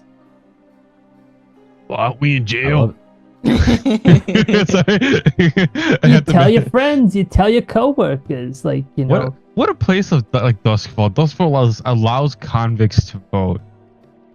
It No, doesn't, uh, but it allows convicts to talk to people outside of the prison. yeah. Damn, I I'm take it not back. affecting the vote inside you know what? Duskfall would Sometimes be the kind of place to have a voting booth in the jail. They do, but they only vote for the Dunslow representatives. yeah. But yes, That's the real you gotta- metagame of the voting season. Is you gotta play for those Iron Hook votes. Yeah. But you do successfully manage to fill up the clock. Vay, as you do this, like there's a little bit of murmuring and stuff like that. It's a partial success, so like a lot of people are interested and they're kind of excited. You see that there's like a certain level of like almost like respect that you're getting here that you maybe haven't gotten at other places in your life, where like a lot of these misguided souls look to you as some sort of leader. And you see that there's other people in the prison who do not appreciate that you've stepped up on your soapbox and taken that role.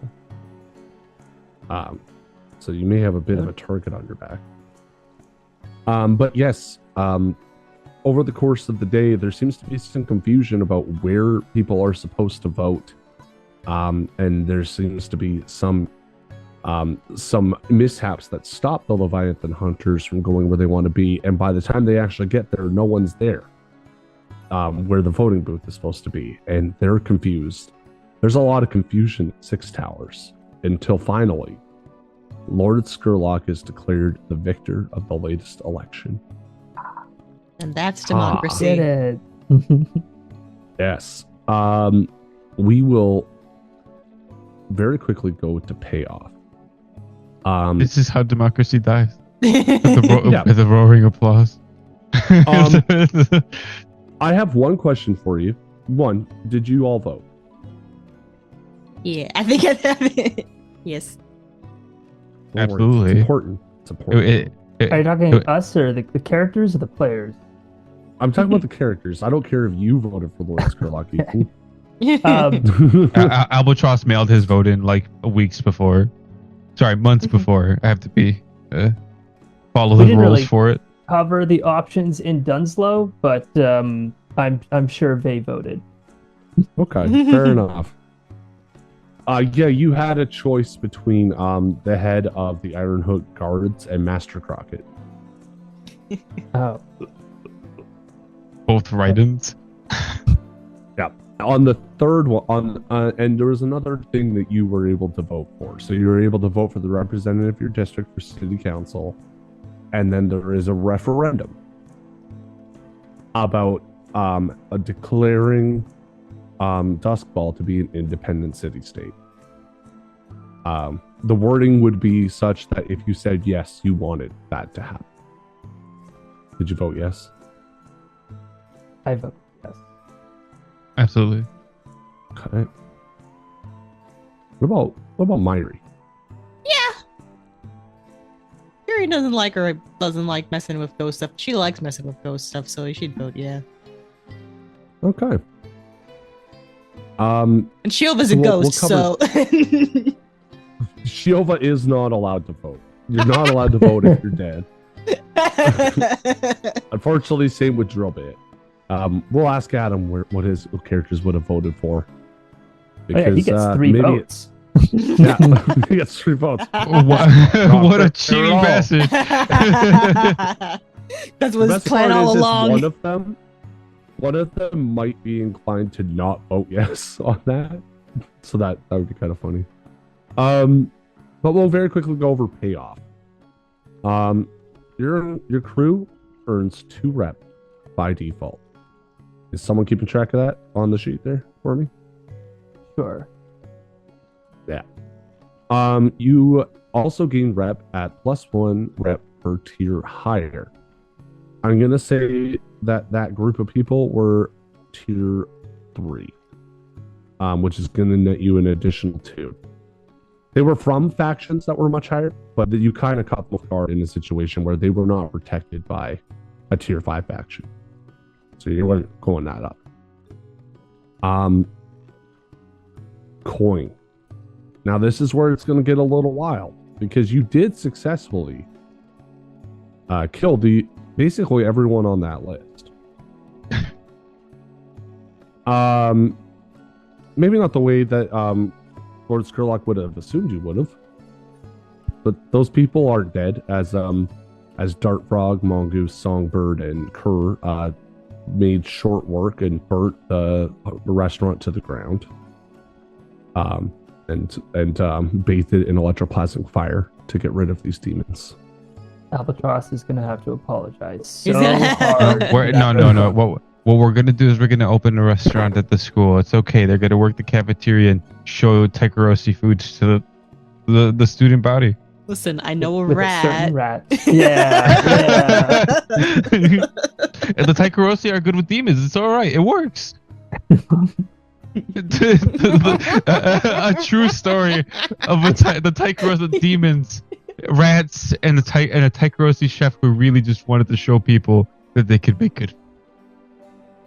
Mm-hmm. For coin, I'm gonna give you guys 12 coin. Oh, shit. Plus an additional 2 for doing it as an occult method. So for a total of 14.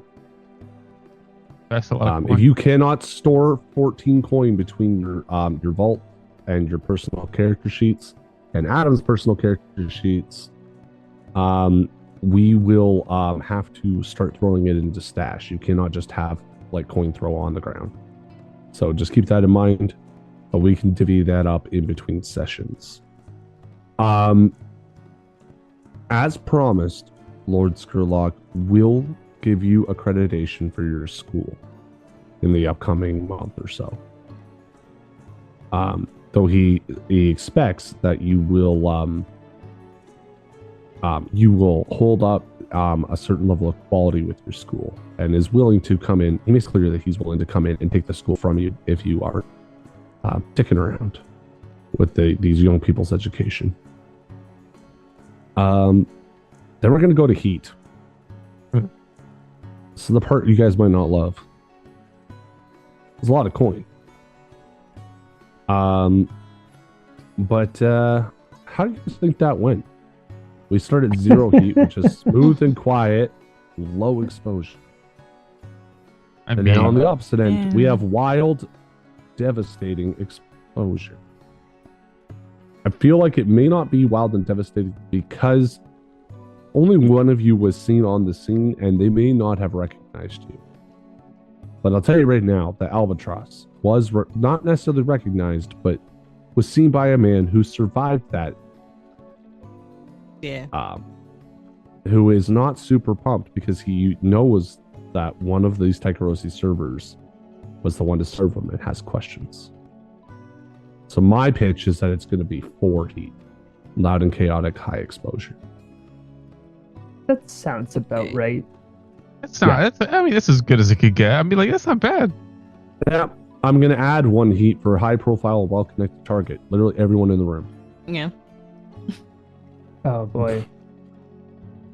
And another 2 heat if killing was involved. You guys didn't kill anyone, but people died. Is that how it works? I guess if killing in general? Whether the crew did the killing or not. Oof. That's why I was trying to make him sick. Because Somebody needs to get arrested again. Yeah. Vay, go in jail again, Vay. I do feel like I did outline that there was a certain quality to the hand that made things more demonic. Yeah.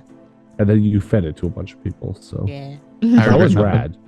It was rad. We had to do it. Like as soon as the idea came up, it was like, that's the plan. That's like, yeah, it's so, oh man, like we got to do it. Yes. Yeah, that is your payoff, guys. We'll save entanglement for next week. Well, later this week, I guess. It's when we next record. And we'll do XP off air. Actually, screw it. We're doing it on air. We're doing it live. Ew. Do we automatically get stash? Not. Okay. You get stash whenever you increase in tier, Okay, and whenever you that's fill what out your crew XP. Okay, that's what Yeah. it was. Okay. So just going through alphabetically, we'll start with Albatross, who is incredibly stressed. He is also 1 point away from being traumatized.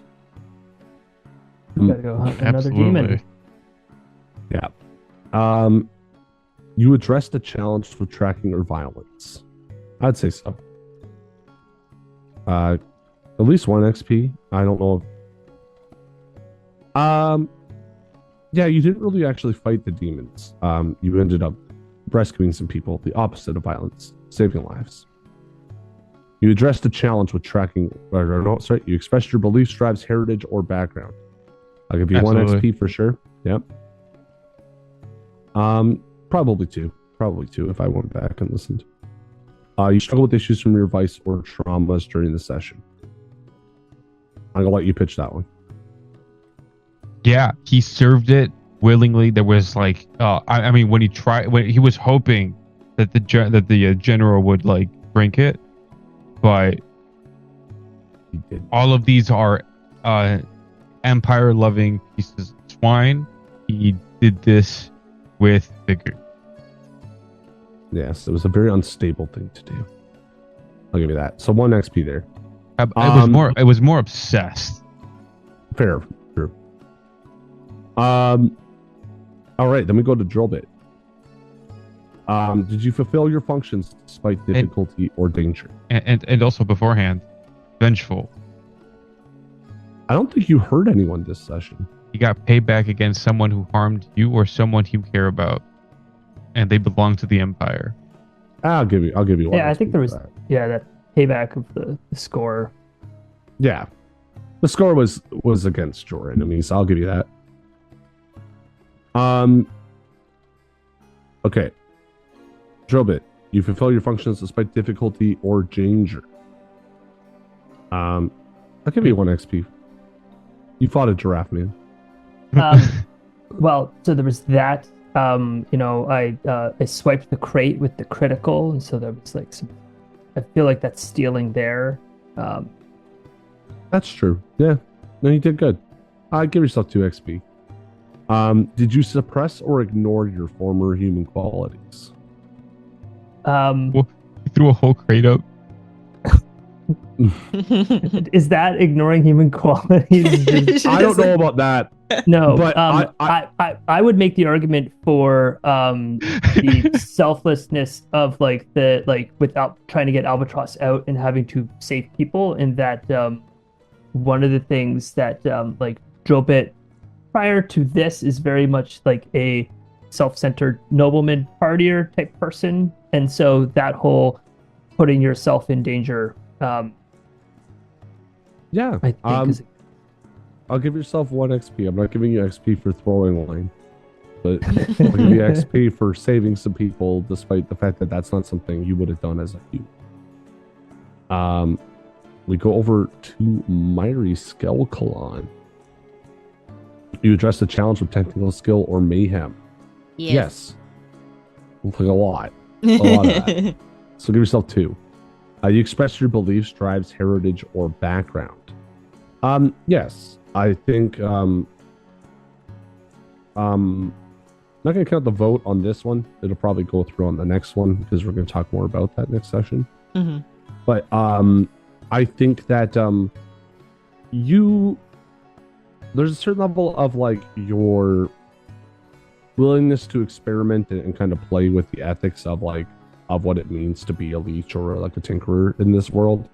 The fact is like you made an alchemical solution out of like demon fingernails. That says a lot about you as a person. Like, you watch rats literally explode after consuming it, and then we're like, yeah, this is good. I'm gonna give it to some people now. And you brought demon ratatouille into this world. I did do that. Did you struggle with issues from your vice or traumas during the session? I'll say yes, you acquired a trauma this session. There you go. We just need Vay to roll really poorly 4 times in a row and retire in prison.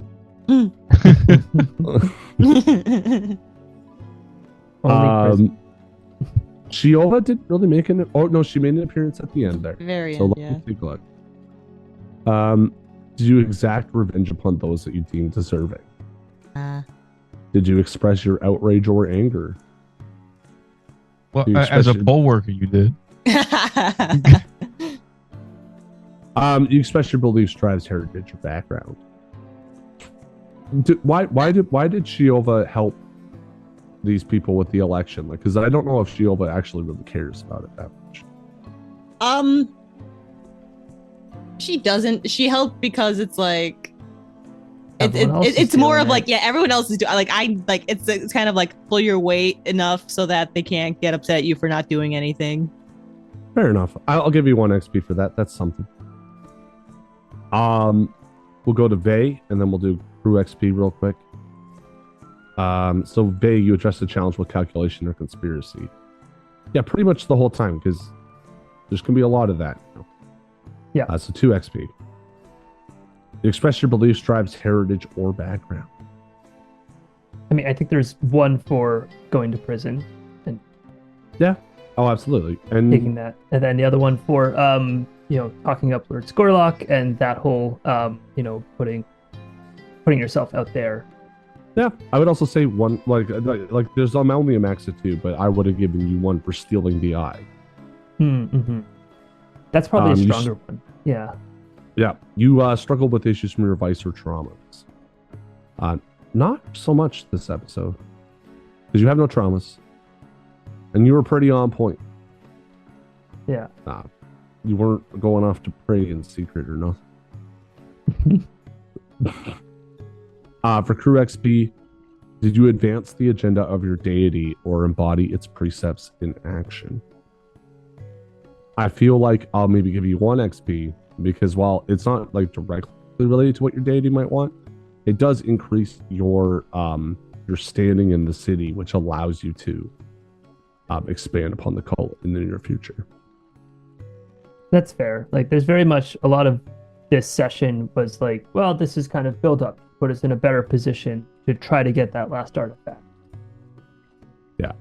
Did you contend with challenges above your current station? Certainly. I'll give you 2 XP. So we're at 3. I'll mark it down. Bolster your crew's reputation or develop a new one. right now you have ambitious and occult. I'll give you 1 XP. That was a pretty ambitious score. It was definitely an occult score. I don't think you made a new one, though because there's not one that's like people are a little bit afraid of you, that you might turn them into demons or something. Did you express your goals, drives, inner conflicts, or essential nature of the crew? And I'm gonna let you guys pitch this one. It's hard to say for inner conflict because it's one of those like, we're the bad guys. We're like always the bad guys, and so, I mean, actually, yeah. So like, express the goals. We do terrible things to people who don't necessarily deserve it, and that is a common thread in all of our scores. I mean, in Albatross's eyes, the Empire deserved it. So you could rationalize it however you want. There's but... also like we took it to further our goal of getting our school accredited, so we have a better standing because this is all ultimately to get Skurlock in power. So that was to further our goal of getting accredited, so we can get more people into our cult. Yeah, I think you expressed your goals good... by getting your school accredited. I also think you expressed the essential nature of the crew, which is that your goals are above anything. Yeah, like I think you guys have no lines that you're willing to cross. At least you haven't seen one yet. That is an essential nature of this crew, from where I'm sitting. I'd say so. Yeah, this is the crew, not the individuals. I think you might be more moral than your character or than your crew as individual characters, but we'll see. Well, that is XP there and done. Very, very quickly before we sign off for the night. Oh my god, I'm blanking, which means that maybe it's just time for me to call it a night. I would like to thank you, ladies and gentlemen at home, for listening. We are back from Gen Con. We're hoping to get back onto a proper schedule as soon as possible. We thank you so much for listening. I hope you have a good night. Toodaloo.